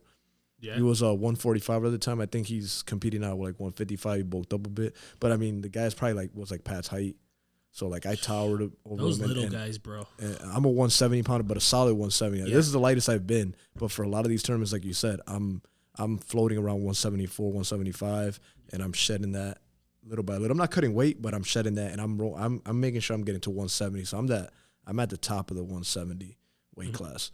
So to see that level as a blue belt was a tough match. Favorite competitor that I faced, it would probably have to be a toss-up between Rory Connors and a couple guys. Let's see, Rory Connors, Luca Fiore, and Ethan Guman. Luca Fiore is that kid from TriStar, From TriStar. Right? Yeah. Yes, he trains. That was a good match. You follow him on Instagram. He trains with GSP and all them. Like, Oliver Taza. That was a good match that you I had guys two matches with him. Yeah, one in New Jersey and one in New Hampshire. I didn't catch the New Jersey. I caught the New Hampshire. Yeah, I went out there with my wife, and Yeah. that place sucked, man. Because when they were doing tournaments in Jersey, they were doing them in a spot in Secaucus, I believe you pronounce the city. Ever heard of it? Nope. It's like border of like you cross a bridge and like you're in New York. Like it's a nice town. So like they had it was like a YMCA like facility. Mm-hmm. You know, they actually had AC, so it was a good spot. It was sucks without AC. So then I go to the next time I go, it was like 6 months apart. So I'm like jumping between going to Grappling Industries, Jersey, New Hampshire, New York, rinse and repeat. They kind of have a little schedule where they hit all these places. They also go to Boston, I Connecticut. suck at Boston. I've been to all of them. But so the next time I went, they switched up the venue. They went to Patterson, New Jersey, and it was in this gymnasium in June, and it was hot. It was a sauna, and it was just lined up with killers. First time I faced Luca. This time you saw me face him, that was the second time. Yeah. First time I faced him, I did a little scouting report. Again, you could see who you're going up against, and I also faced the other kid I mentioned, Ethan Guman, who's a purple belt out of Hensel Gracie in New York. Nice. He's a beast. What was I saying? So we faced each other off in a sauna, and we were just again going toe to toe. Like it was like I love those competitors. Those guys I named, none of us play for points. We're trying to finish each other. Dude, and then all of a sudden, like you look at the score, it's like, what are they doing? Yeah. It's like we're trying to kill each other, and like we're like positions are getting reversed and scrambles, and the refs throwing up points because like again, if you were on bottom, you come up on top, you get two, then you get two, and you could tell too because like one rolling Kimura turns into a guard pass. I didn't even mean to do a guard pass. I'm trying to break his arm, and so it's Luca Fiore's he's up there.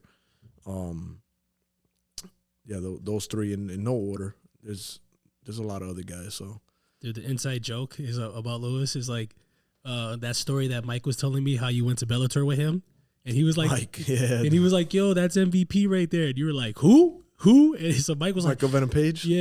And you're like, who? And we're like, damn, Luis knows every competitor on the local scene, like all the guys. But when it comes to like high level MMA guys, you were like, who the hell's MVP? And he's like, you don't know that. I heard about the guy. I just didn't care to make a long line after I watched. The event was great. Yeah. So Mike hooked me up with tickets. Me and my wife. Yeah. Shout out to Mike, man. That was great. That was the first time I went to a live MMA event. It's different. Yeah, it was great. I got great seats. He was like 3 rows in front. He's looking back. He was with Bogle and shout out Bogle, and Rex. Bro. Remember Rex? Yeah. Another guy. He's no longer training with us, but he trained with us for like 6-7 months. I hadn't seen him, and I go up to his room to get the tickets, and there he was. I'm like, wow, what's going on, man? Like, you coming back to training? He's like, yeah, maybe. Yeah. All right. But yeah, we were at the Bellator event, right? And the event's over. All the fights were great. Nick Newell was on it. Paul Daly. Paul Daly's a knockout artist. Any fight with Paul Daly. Yeah, you're expecting knockout. That guy's like just he's just Muay Thai stance. He's ready to like unload a left hook and send you flying across the cage. A lot of good fights, and then the main event was like whatever. It's like Rory McDonald. And he's hit or miss. Lima. Oh, which one is it? Douglas Lima is the better one. Yeah, the younger brother. Yeah. So yeah, they were. It wasn't a great fight, but still to see it in person, like it was crazy. It was crazy. Yeah, I can only imagine. So then 50 Cent was in the house too. Like, what is that? They do exactly what you see on the pay-per-views, right? They started zooming in on the big celebrities. So they did it to 50. I forgot another rapper. And then the event ends, people are walking out, and Mike is like a little kid in a candy store, man. He's just like big smile, Lewis. And I'm like, I'm not trying to hear any of it. I'm like, I want to go to the casino. Yeah. Like, the fight's over. What are you doing? Like, you're in this line doing, who are you looking for? Bro, about and to he goes, cloud chaser, bro. Michael Venom Page. And I just keep going. I turn the corner and I'm leaving. And he's like, what are you doing? He yells at me like he's mad. He's mad that I didn't make this long line and I'm leaving. And my wife's like, what's that all about? He wants me to make a line to get a picture with some fighter. I'm not doing that. Louis is a very practical guy. He's like, nah. I'm not doing that. Yeah, nah. I'm like, that's going to take like 2 hours. I could sit down over at the slots until they pick me up. The trolley, it was a little bus. I was over at a Marriott. I was like, nah, I'm going to go play. All right, so I have two things. Yeah. Two things before we wrap this up. One, favorite city to compete in. Favorite like scene, you know? Favorite city. Like you could, because you travel a lot. Like yeah. You make a thing out of it. I'm like, that sounds fun. New York City? New York City? New York City. New York City. Yep. And then for people who are getting into jiu-jitsu, do you have any advice? Any advice? Like so we did this on the last podcast that we're still going to drop. If you can do like a time machine, you could write yourself something and send it back to yourself when you just started jiu-jitsu. Like, hey, this is from your future self. Telling white belt me. Yeah, give yourself some bullet points. What bullet points would you say? Like some things like, we said slow it down, drill. Okay. I would say, this is what I tell the beginners, the advice that I give them. First of all, yeah, for sure, slow it down. Enjoy the journey. As cliche as it sounds, enjoy the journey. Like, because we're in this for the long haul, right? And then time flies, man. Like, I'm at purple belt and I look back, like, again, the memories pop up. Like, I'm like 2 years at purple. It's like, enjoy every rank, enjoy every moment, enjoy every training session, every competition. But also, when we're talking about like learning the art, I would say the best way I like to break it down is, as a beginner, understand where you are at all times. Before you start learning techniques, getting on you, first of all, stay off YouTube. Like, there's a lot of good stuff, but there's a lot of crazy shit on there. Just stay off YouTube, instructionals for a little while. Go train first. Trust the academy that you chose. Trust it. And back to the other point is, what I mean when I say is know where you are. What I expect out of newer students is to try to pick up as fast as possible the positions of jiu-jitsu. I don't need you to know attacks or escapes or this and that, but if you know, like, you're pinned in bottom side control, because some people get put in spots in there and it's nothing crazy and they're like, where am I? What am I doing? Like so that's what I mean by understand where you are. If you could understand where you're, like, as soon as it happens, it becomes muscle memory. Like, I'm in bottom out. I need to keep my limbs in a certain place, keep my chin tucked. Like, that's it. You're well on your way to building a strong foundation. Then obviously the fundamentals. So know where you are at all times, right? Positionally, and the fundamental movements of jiu-jitsu. Not knowing, the hip escape is going to be, you're going to use it everywhere. Everything we do in drills, those are the movements of jiu-jitsu. And so that's pretty much it. Knowing where you are at all times, building a solid foundation, like, just stay away from all the crazy techniques. Like, what's that quote that I don't know who says it, but it's like, the more you know, the less you use, or something like that. I saw it on Instagram recently, but it's like the more you know, the less you use, right? You're not gonna need like 20 different submissions. Yeah. You know, like, so it's, that would be the best advice I could give. Wipe out me and anybody else that I come across in our academy. It's like, the best thing you could do for yourself is build a solid foundation, and by doing that is positionally understanding where you are at all times, understanding the basic movements, and then from there you could start adding weapons, like whether it's pad teaching, techniques and concepts, and you're going through it, and it's like, all right, that's going to be part of my game. Or you tried it and it's like, not everybody's going to have the same game, like you have techniques that you use that work for you, they might not work for me. But first we need to build our foundation before we even get to that point of adding weapons. So that'd be pretty much it, man. I like that. I think it's good. I totally lied.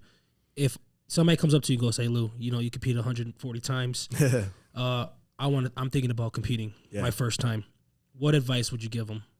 Just real quick, like they're kind of like on the fence, but they've been training. They've been here. Like say, like Ryan comes up to you, like, "Hey man."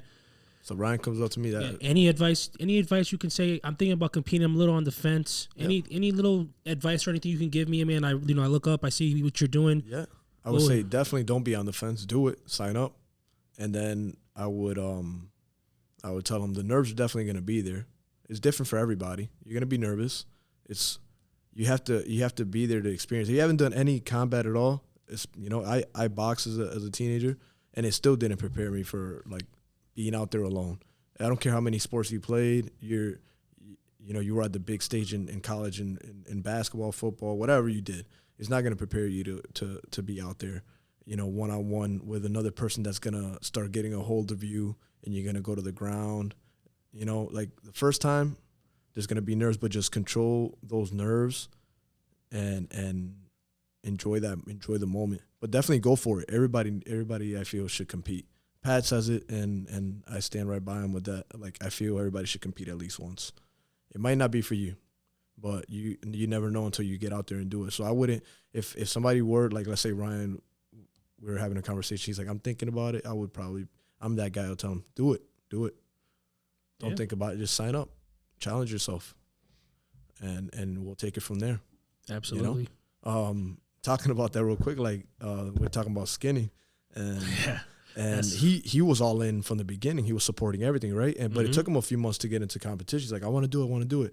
And I mean, you got to hang out with him for a bit. He's like one of the most confident guys. Yeah, I got to get into details, but like, hey, he. Like in every aspect of life. He wasn't shying away from anything. Man, that's swag. I've never seen anybody more scared in their life once we got. Did you see him that day? Oh, Nugget Talk? Dude. Bro, he came up to me like 5 times. She was literally shaking. I'm nervous. I'm like, the first time I'm talking to Pat, and I'm like, Skinny, this is his nickname. What's his real name? What's his name? Skinny. We call him Skinny. His name's Skinny. So that's how you introduce himself to everybody. First time I was like, you're fine, man. Like, it's like, it's your first tournament. What's the worst that could happen, man? You go out there and have fun. You're fine. And I'm like, he'll calm down. Again, I'm thinking of, the guy that's been going to everything. He's hooked. And it's his first time. So I'm like, all right, but then it's like not until like the 3rd or 4th time he came over, I'm like, all right. I'm like, Pat, something's up. But he went out there, he competed. Everybody has a different level of like, nerves hitting them. I'm terrified. I tell people that like all the time. I'm scared, but like Lou, you're fucking. I have myself up, and then they call you, and you're like, "Oh shit, that's me." You see your name, but once you step on those mats, man, you're home. Like you just step on the mat, and it's like it just goes away. After you do it, if you choose, that's gonna be part of your jiu-jitsu journey. It's home. It's home. It's home when you're on the mats. I'm here. Like this is what I do. Like this is the whole build up. I'm just doing jiu-jitsu, man. Do you get this? I was able to keep myself more calm this time, but I explain it as like a withdrawal. Like, we train so hard. Yeah. And I think maybe it's not that bad this time because I have another competition this weekend. Yeah. But like I've trained really, really hard, right? For the competition. The moment comes, I weighed in. Then whether it's the same day or the night before, then I'm an hour away. I even posted it in the stories like almost time, right? Yeah. I'm soaking in the moment, but now my mentality is changing. I'm enjoying. I went from a few hours ago enjoying fights. I might have went back to my hotel, to now it's like in like about 20 minutes I'm going and everything shifts for me. Oh yeah. And but once I'm done with all my matches, whatever happened, I got first, I didn't finish, whatever, it's done. I get like what I call a little withdrawal, where like all these emotions wash over me, and my wife even has to talk to me. It's like it depends, because for me it happens a lot. It happens after competition. This is the first time I talk about this. Yeah.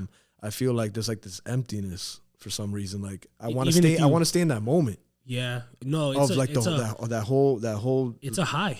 It's like yeah. So is that a good way to like say that? No, yeah, how I feel? Yeah, it's absolutely a high. It happens a lot. It happens a lot. You have people who go to the gym, they get gym highs.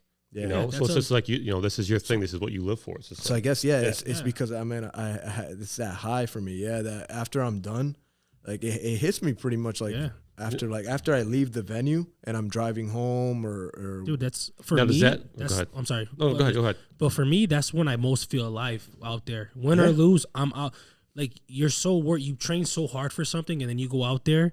That I'm home. I'm like, this is me. And win or lose, those emotions. You win.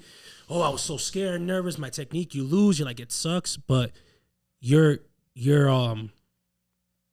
it's an addiction. It's a rush to train. Like I try to tell everybody, like especially when you sub somebody or you sub a good person, or you have a really good match, bro. Winning is the best feeling, and losing sucks so much. And you train so hard because you don't want to lose, because losing sucks. Yeah. It's a part of the journey. You are gonna lose, so people handle losing differently. But when you go out there, that's the possibility.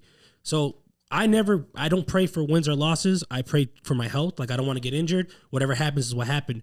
But when you win, you get that rush that I want to get that. I want to, dude, especially like a super fight. I was trying to tell people, like the mentality of like a tournament's cool, but I live for super fights. Like I'm like you, Lou. I want to entertain and I want to submit somebody, and I get submitted. Fuck it. But when I go out there, it's everyone's watching me. The pressure's on, and I live for that shit. Like before my super fight, when he's cornering me, I'm in the ring smiling. Like I'm like, this is what I live for. And yeah, for sure, it's like you're like, if you don't have anything planned, or like you're like, damn, dude, I gotta wait for that next one again. You know what I mean? It gets there. It's like. Yeah.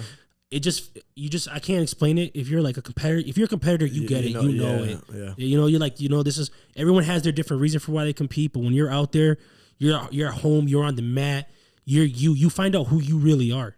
Am I a quitter? The next day, most tournaments are on Saturday. Yeah, my Sunday's kind of weird because of that whole little withdrawal moment. Yeah. Does it change? Or does it change if you win or lose? Or you No. I had a feeling you were gonna ask that. I've ran through a bracket and gone 5 for 5 or 5 for 6, and I've placed first plenty of times, and there's been tournaments where I got eliminated in the very first round. The format's single elimination. I got like 12 guys. I got to get out of the first round. I lose. It doesn't change. I mean, obviously, it's specific, like right after. If I lost, I'm like Daniel said, I don't want to lose, so I'm like upset at myself. What did I do wrong? But that feeling that I'm talking about the next day or later on, it doesn't matter what happened, what the result was. That feeling is different. It's not about. It's like a high. Definitely. Yeah. It's not about like me being mad that I lost or thinking about what I did wrong. That comes later on. This feeling is just, it happens after every tournament. I don't think I've competed. I haven't competed as much as you, so I'm sure when I get to like a higher level and compete more, that I'm gonna feel that, because I'm so irregular right now with my competition. Mm-hmm. But like for you, you're going back to back to back to back. That rush of going out there, going against people, like you live for it. That's where you are. That's where you can separate. And I try to tell people this, like it's like, hey, you the dad, you the husband. Me, like there's with the duality of people. When you step on the mat, it's you're out there, you're by yourself. And I'm telling you, Ryan, if you're ever going to compete, which like Lou said you should, that feeling of winning, or just going out there, bro, there's nothing like it. Especially if this is like your lifestyle and this is how you want to live. Like there's nothing like going out there. That's why you see everybody. That's why it's not, unfortunately, but like the jiu-jitsu culture is competition.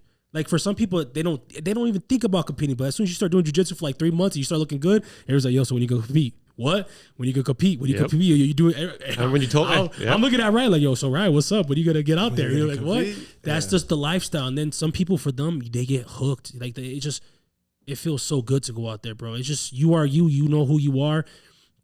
Even like Lou said, if you have a tough loss, dude, you figure out so much about you. Like there's just so much of bullshit in life that there's no bullshit. The mats don't lie. Like they just don't. That's the saying that they don't lie. I don't care how. Oh yeah, I'm gonna whoop your ass. Oh, I look this good in the gym. Blah blah blah. And then you step on the mat and then you lose in 30 seconds. No, I guess you're not training with the right people, or you're cheating yourself when you train. Yeah, for sure. And there's no feeling like it. There's none. That's why I tell people to compete. But we all have our reasons, for competing, right? But yeah, dude, that's just like that's why you see people that push themselves. You see people that hit PRs and they want to, like Julius Maddox trying to go for the 800 PR because he broke it. That wasn't good enough. Mm-hmm. That feeling, bro. That's because you're amazing, bro. Like you are going to be at that level where, like Enigma, hit this guy up, get a match. You know what I mean, bro? Because you're at that level where like people want to see you compete. People know you, man. And just doing a regular like grappling industry, which not regular. I'm not disrespecting no competition. You go out there, but bro, those big matches, bro, I would go, what, man? I'll be up in your corner, bro. Like, that's what you're meant for. And some people, they compete and they're not meant for that. They're not meant for that. Like, they're not meant for the next challenge. They compete and they go, I'm satisfied. You're just not satisfied. Yeah. You just want more. You know what I mean? That's just who you are as a human being. And that's why you constantly keep pushing yourself. But you're one of those guys that I respect. You push yourself, but you elevate everybody with you. You don't just get better and go, figure it out. You get better and you bring the team with you. You know what I mean? And you can see it. Like I said, you're my son's instructor, and I really want him to have a relationship with you and not look over and listen to me. And I could just see my son be at home like, so you put the grip right here, Dad, and I strip it off. And I like want to cry. I'm like, because that's where it's at next, right? As far as like a competitor, you want to see your boys go out there and compete. And I don't know about you, Lou. Do you get more nervous when your friends compete more than you? Oh, for sure. We talked about that before. Oh, man. I get more nervous, like, being in one of my teammates' corners than I do, stepping out on the mats. I don't get a lot of nerves. Like I said, I'm calm. And yesterday I even told my wife it was the longest break between tournaments, right? And I said, I don't really feel anything. It's kind of weird. She's like, that's good. And I'm like, I don't know, but that's kind of interesting to hear that though. I feel I brought it up because I'm stretching at the hotel. I weighed in, watched the absolute, went back to the hotel because it was like a 4-hour span until I went up, right? So I'm not gonna stay there. So I went to the hotel. I'm stretching and I'm expecting it to kick in, like not like feel nervous or whatever, but like some nerves, some like excitement, whatever, like something. And I was just like I'm getting ready to come here and train in an hour, teach and then train the usual. Like I told my wife, I'm like, I'm not feeling anything, and she's like, that's good, you're fine. I'm like, all right. Yeah. But I get nervous for when I'm cornering. I'm like I'm hoping I'm saying the right things. I'm like, oh, dude, do that. That's why I let Luz, like his wife. I'm like, I don't even talk because I'm like I this man knows what he's doing. Yep. I might say something and be like, bro, Lou's the best corner because if you say something bad, he'll be like, man, why you go, bro? He don't say that. Yeah. We got a game plan. Chill. Game plans. Yeah, that's awesome. Yeah, the best to have, man. One of the best guys that I've ever, literally one of the best guys I ever trained with. Best teammate, bro. I look at you as a big brother on and off the mat, and I know I can always come to you for everything, man. And the respect you have in this community doesn't go unnoticed because you deserve it, man. You're just one of those good guys that, like I said, man, I know I could go to you. I know I could have a hard roll with you, and if you're noticing something that's not in my game that I'm not using, like one time we were rolling, he's like, bro, you don't go for legs as much as you used to. And that's because when I was rolling, I was so focused on one thing. I'm like, oh shit, I haven't been. And then I started rolling again, started incorporating legs. I was like, oh, now my game's back. Little things like that some people won't notice, you know what I mean? Some people won't notice or they won't even say. Not because they're being dicks, or maybe they are. But he's one of those guys like, hey, bro, your game, what's going on? Like, you know what I mean? And that makes you so much better, and that makes everybody better. I appreciate that, awesome. Man. And I love doing that. I love doing that after a hard training session, and I enjoy just sitting down and whoever comes over and asks me questions. A lot of the guys do it. Yeah, I know I do.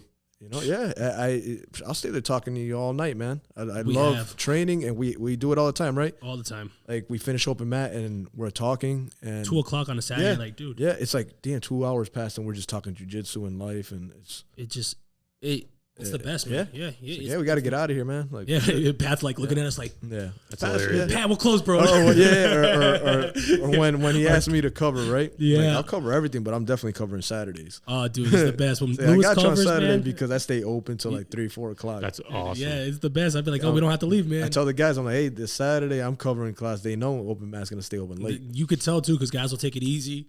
Because we're like, okay, we have a long open mat. So We're in it for- I'm like, yo, I'm gonna warm up for a half an hour because I'm gonna get my rolls in. I don't have to rush to get my rolls. But I definitely enjoy that too, man. Just I'm grateful. I'm grateful that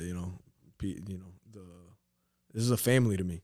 And some of the guys I'm closer with, of course, because like you, Morgan, Andrew, we've been together for so long. It's a brotherhood, man. But everybody that comes in, We treat them. It's just like Ryan came in, and dude, Ryan's been with us how long again? Like 5 months. 5 months. Dude, I adopted him quick. I was like, oh hey, you want to be part of my group chat? Oh yeah, and I was like, oh yeah, Nothing but great guys. And if it's you feel it's not for you for whatever reason, like that's your decision. But everybody that sticks around, like we have just a nice blend of just like the OGs, people that have been with us for a few months, to this wave of new students that we've gotten. Everybody's I love the new students that come in. Like, yeah, it's trying his to turn. tap somebody out. It's his turn, bro. I tell him I used to all whisper to his ear all the time, like, dude, it's gonna be your turn. Wait, some new people. You're giving me some tough rounds, man. You're just overall. That's because I pray him, please just hold on to something. You just don't. Because I was telling these guys a lot. I would talk with you and Jameson. It's like, yo, I didn't know Lewis how fast he was on his feet. Oh, bro. bro. I'm like, when you shot him, I'm like, dude, what the hell? As I'm like getting taken down, like, what is happening? And right I now? look at him, I'm like, he's shooting the double leg the proper way. Yeah, that's all it is. Yeah. He's actually he's cutting the corner and he's doing it the right way. And you're like, oh, is that what he's doing? Yeah. He don't want to play guard right now, bro. Yep. I can't even pass his guard, but he don't want to play guard right now. He's gonna take you down. I'm like, I try to tell people, I'm like, man, I teach wrestling and I wrestle with Lewis, and I'm like, yo, he keeps double legging me, man. He keeps double legging. I'm so like, fast. It's just like it's so hard to even like process what's happening. Right? By the time you're done processing it, you're already like falling on the ground. I know. Then there's a punch choke coming. You're like, and he leave it. I was talking about Jameson about it. I was like, dude, I've been trying to make my game plan around like defending what Lewis attacks, but so I was like, okay, so let's start with all right. Defend legs. Okay, don't give him legs. Okay. So I was like, okay, don't give him legs. All right. Then he passes my guard. Okay. Don't try to get your your guard pass. Okay. But then what does he do? He goes for a Kimura. Okay. All right. He goes for a Kimura, and then I'll try to take him down. And he'll go for a guillotine. Okay. If not, okay. Then he'll take my back. Okay. Then if he doesn't go for, he'll go for a Darce. And then I'm like, wait a minute. He does every submission. I'm like, if I'm gonna take his Kimuras away. He'll just go for a triangle. Out of everything, that's definitely not gonna happen. I'm getting the Kimura whenever I want. Yeah, dude, that Kimura game. That's why my Kimura game is so fun. Dude, my Kimura game in competition is because these guys, man, like, I just like, damn, bro, give me back my arm. Like, give me my arm. And then I remember like rolling with Lou. I was doing legs, and Lou's like, man, I gotta get into these leg locks. And like 2 weeks later, it's just tap. I'm like, damn, bro. I think I had like a week where like I was keeping up with you, and you're like, yeah, give me like 2 weeks. Tap. So that's just we got some good, like you said. Yeah, I'm big into learning in that way. Like I said, first the building blocks, the foundation, all that stuff that we talked about earlier. But then after you're at that blue belt, purple belt level, going up where you've already got all that, it's kind of like keep picking from the buffet line, like trying that out. Is that part of my game? Is that not? So it's like, guys, there's no secret. Like you know what I'm gonna throw at you. Like the main stuff, right? That Kimura track game is like the guys that are around. They know that's like my go-to thing. Yeah, I mean, I've taught. That's how dinosaur arms. It's bro. cool. I earlier on in the year, I was reached out. A couple academies reached out for seminars, and I was that was bro. I would amazing. They were like, "Can you come? Like can we talk about you coming in for a seminar for a Kimura trap or maybe leg lock?" That's awesome. And I would definitely feel comfortable doing. I'm doing private lessons as well. And oh yeah, really quick, you want to get into what you offer for privates, so for anybody that's listening that wants to get into it. I got my wife set up a nice little poster. I still haven't put it on Instagram yet, but I'll start throwing that out there. I have limited time. Jordan. But yeah, I got some limited spots that I could do on the weekend. I got a couple people already from the academy. I like to cover anything from, the fundamentals if you're at the beginner level, to if you're coming to me at blue purple, I got the Kimura trap game, my style of leg locks, my style of guard passing. Kind of posted that. I think I posted that in the stories yesterday on one of the pictures. The picture was like backside 50-50, a shot that Perry got. Perry, that shot was fire. And I said everything that I teach, because when I cover classes, I teach, Pastor, can you cover for me, on a certain day and throughout the week. The 7 o'clock class is the advanced class, right? Like the more advanced class. Mm-hmm. You're one of the 6 p.m. fundamental instructors along with Nate, but at 7 o'clock is more advanced. So I like to teach my style of stuff. When I'm teaching, I teach stuff that I've used in competition, or I've learned from Pat, or I've studied for a long time. I'm not showing anything that's like. And not to cut you off about that, but I took this idea from him. But when he used to teach morning classes, he would post one of his competition videos and then be like, "Hey, this is what we're gonna practice." Oh yeah, like promoting it. Yeah. That was so dope, man. That was such a good idea. I forgot about the morning program too. Yeah, we have the morning program that people don't. Maybe a lot of people don't know that me and Pat planned that out December of 2019, and we got it up and running in early January.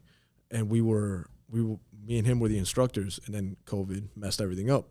And it took up until how long has it been since you guys been doing it? 5 months, I guess, since Ryan. Yeah, since I signed up, it was there was a morning program again. Yeah, and now it's you, Randy, right? It's mostly Randy. Unfortunately, when he said it was up and running again, I couldn't do it anymore because of my schedule.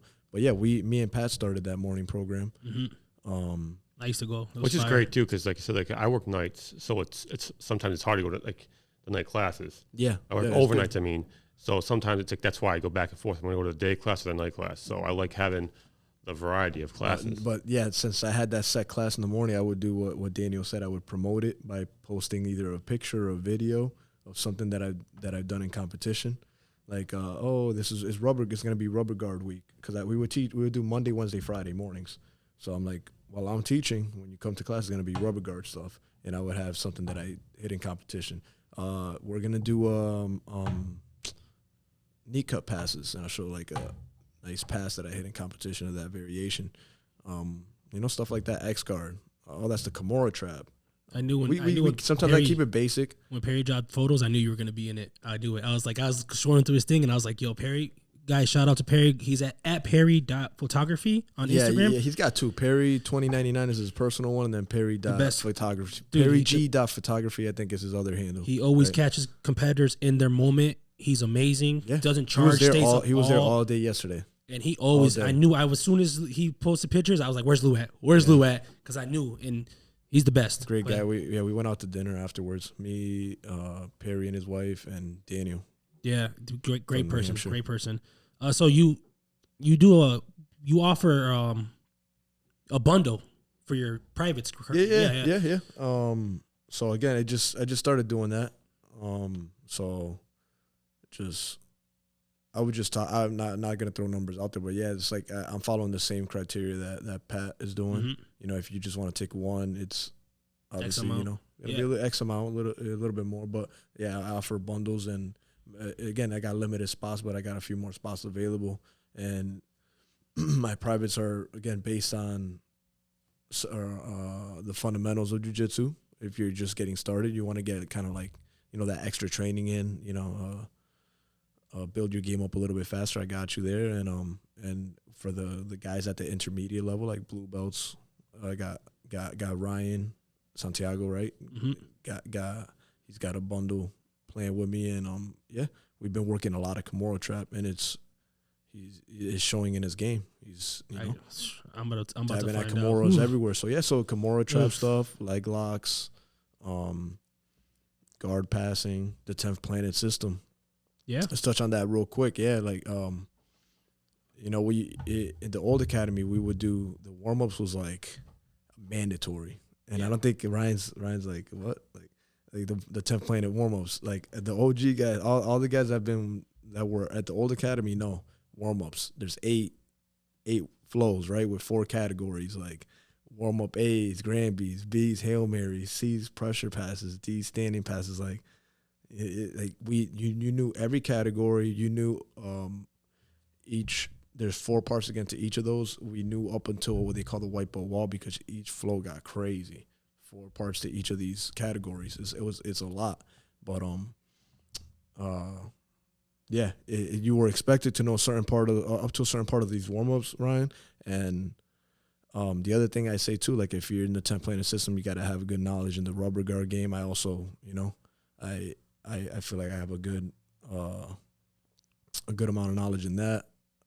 The truck, the spider web precision, and lockdown. I would say those five categories right there are a big part of the. We got our jiu-jitsu, so now we're talking about specific 10th planet, because they think like they immediately see the 10th planet rash guard, the shorts is like, oh yeah, you're just gonna do 10th planet stuff. I'm like, nah, we do jiu-jitsu, but like that's, if anything, it's like there's more to the curriculum, right? Oh yeah, we have specialized training because and positions. People reach out to us. Like right now, Danny from New Hampshire is teaching classes at an academy up there in I believe Natos MMA. Yeah, something like that, right out in Boston. Yes, sir. And they got him. It's the head instructor is a 1st degree black belt. I believe he's a black belt for sure. And he reached out to Daniel, and then they reached out to Pat out of respect, and Pat okayed him being a no-gi instructor for them, and he's a purple belt. Just got his purple belt recently. Got it with me. Yeah. Shout out Daniel. And it's because of that, those categories that I mentioned, that those, even if they teach no gi, they're not covering those things in depth like we are here at 10th Planet or any 10th Planet affiliation. And again, it's like I said, rubber guard, the truck, spider web, lockdown. Dude. And then those things all expands like a big web. Like there's so much you could go down. Oh yeah, absolutely. I play a lot of rubber guard. I go down the meat hook path. Then you see Daniel from New Hampshire. He plays rubber guard. He has his own different path he takes. It's like it gets crazy. And same thing with lockdown. Yeah, he likes the electric chair. I like going a lot to dogfight. I like dogfight too. Yeah, right. So like just off the same precision, we have that understanding of that aspect of the 10th Planet game. The truck, he's big on the truck. I like hitting the truck. And it's hard too, because like when Daniel comes in, it's hard to hit 10th Planet stuff on 10th Planet people because we know it. Mm-hmm. Yeah. Doesn't mean it does. Like that's the thing. Doesn't mean it doesn't work. Oh yeah, I love hearing guys like Daniel comes in. He's like, "Damn, I can't do anything." He catches me in so much stuff. He's amazing. I'm like, he's good, but it's just you don't know that. Yeah, you don't know the little hacks. Exactly. Yeah, you need to stay out of his lockdown. Yeah, you need to stay out of his rubber guard. Bro, once you like what Luis was saying, never go to his. Yeah. You can watch a roll with me and Daniel. It's like just watch me. He's not. That's not gonna happen. He's great, but he's not gonna. He'll tell you himself. Yeah. I just don't go anywhere near that stuff. You stay away from that. When we talk about Luis and like what he teaches and stuff like that, and but his training. Once you get to a certain level, it's like picking from the buffet. You don't know how many times my game has been changed by just a saying, or just an idea. Because once you get to a certain level, you're not. Yeah, same. It's you already should know the positions. It's refining the positions. It's instead of putting your hand here, you put your hand here. You do this, you do that. So it's like when you roll with guys like that, it's like, hey, just don't put your foot right there. What? Just don't give him that. Just that's it. That's it. Little details. Right. That's it. Mm-hmm. Hey, don't. If he goes on this angle, center up, or that's it. That's it, man. And it changes your game. It changes the way you see jiu-jitsu, all that stuff. It's like, don't overload yourself with all this technique, all this stuff, all this coach YouTube and all that stuff, bro. Take it slow. Mm-hmm. Take it slow. And back to what he was saying, to anybody this man, his time is precious. If you want a private, hit him up, man. It's going to change your complete game. Because I know just training with him, it's little nugget. Even when he's like using me as his uki, and an uki's a person that you demonstrate techniques on for the class. Yep. He'll be like, so a person should be defending like this. And I'm like, damn, is that really how it should be? Yeah. He doesn't even notice. He don't even know. It's not an easy job, it's right? It's not an easy lifestyle, bro. You get abused and used. But he'll be like, so he's going to defend his arms like this, and I'll do what he says. But in my mind, I'm like, I didn't know that. I didn't know that. And you're going to go this way. And I'm like, oh, shit, I didn't know that either. And his heartbeat. I've been past Uki for quite a while now, and that'll happen to me sometimes. Most of the time, I know what to do. It's so tough, how to move and stuff. So he's able to to teach his class. You know, You don't get too just excited. smooth. But sometimes it's like he'll hit me with something, and it's like hey, no, go right here real quick. I don't put your leg back. Like, you know, it's And you're like, whoa. And he changes your whole game. So that was a good podcast, guys. Absolutely. That was good, Luis. Yeah. That 2 hours flies, man. I told you this is 2 hours. That's 2 hours, Stop bro. it. Yeah, an hour. Really? Yeah. That's 2 hours right there, bro. I only drank one Jocko. Yeah, exactly. So I was getting ready for a second one. yeah. So guys, again, all our episodes are up on YouTube at jujitsu.lifting.life. We're going to be dropping this episode soon. Luis, thank you again. Thank you very much, man. This is going to be dropping soon. You guys like it, like, share, comment. We'll always be there in the comments, always responding to everybody, and we appreciate. And very quickly, if you guys are going through a hard time and life is tough, just know that reach out. People are there for you. We love you. We're in this together. We're a family. Not just for jiu-jitsu. I'm just saying everything in life, bro. Always reach out, man. Times can be tough. We love you. So if you're listening to this podcast, you're a part of the team. We appreciate you guys. And follow us on Instagram. Reach out to our DMs. You guys have a great one. Ryan, anything you got to say before we out? No, I think you just covered everything right there. But absolutely. And if you guys don't like us and you watch on YouTube, post a comment why you don't like us. We might think about changing it, maybe. I won't comment back on that. I'm too sensitive. And Luis, I had a good time. This is my first time ever on a podcast. Yeah, man. bro. Thank you for being thank you on. very much. I got to go and check out what is Pat's, right? What is it? Thanks for shout out to yeah. So shout out to Thanks for Rolling. Yeah, is it Thanks for Rolling? That's what it is. Yeah, Thanks for Rolling. Shout out to those guys, the 10th Planet Studio that we're here in. To our head coach Pat Campagnola for everything that he's done for us and giving us this opportunity.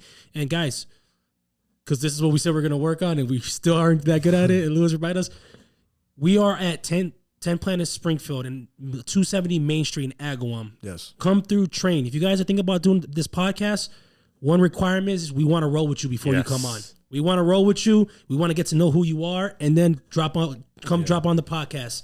So we said we're going to work on that, Ryan. Hey, we got it. Hey, we got it. We got it. Thanks, Luis. Thanks, Luis. You can follow you at Louisen, Louizen.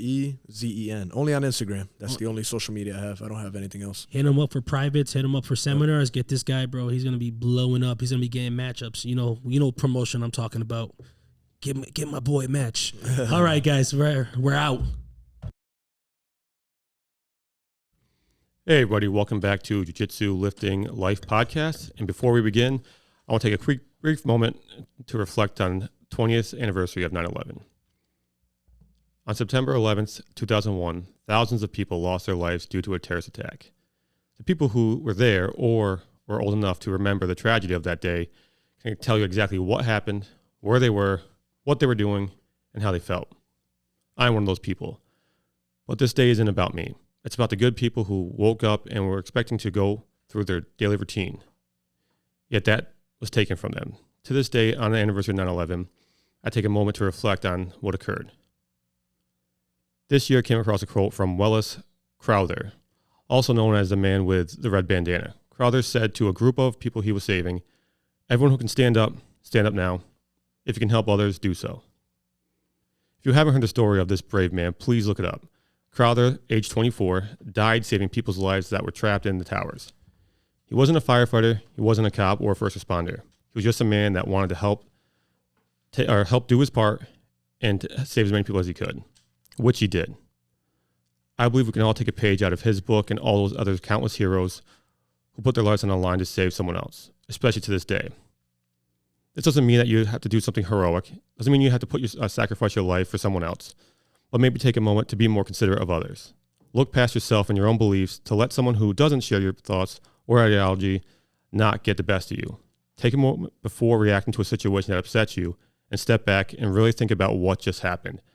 Be thankful for your friends and your loved ones. For those who lost their lives or lost someone on 9/11, you will be ever in our thoughts and prayers.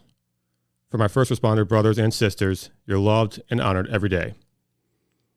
And as the man in the red bandana said, everyone who can stand up now. If you can help others, do so. Thank you.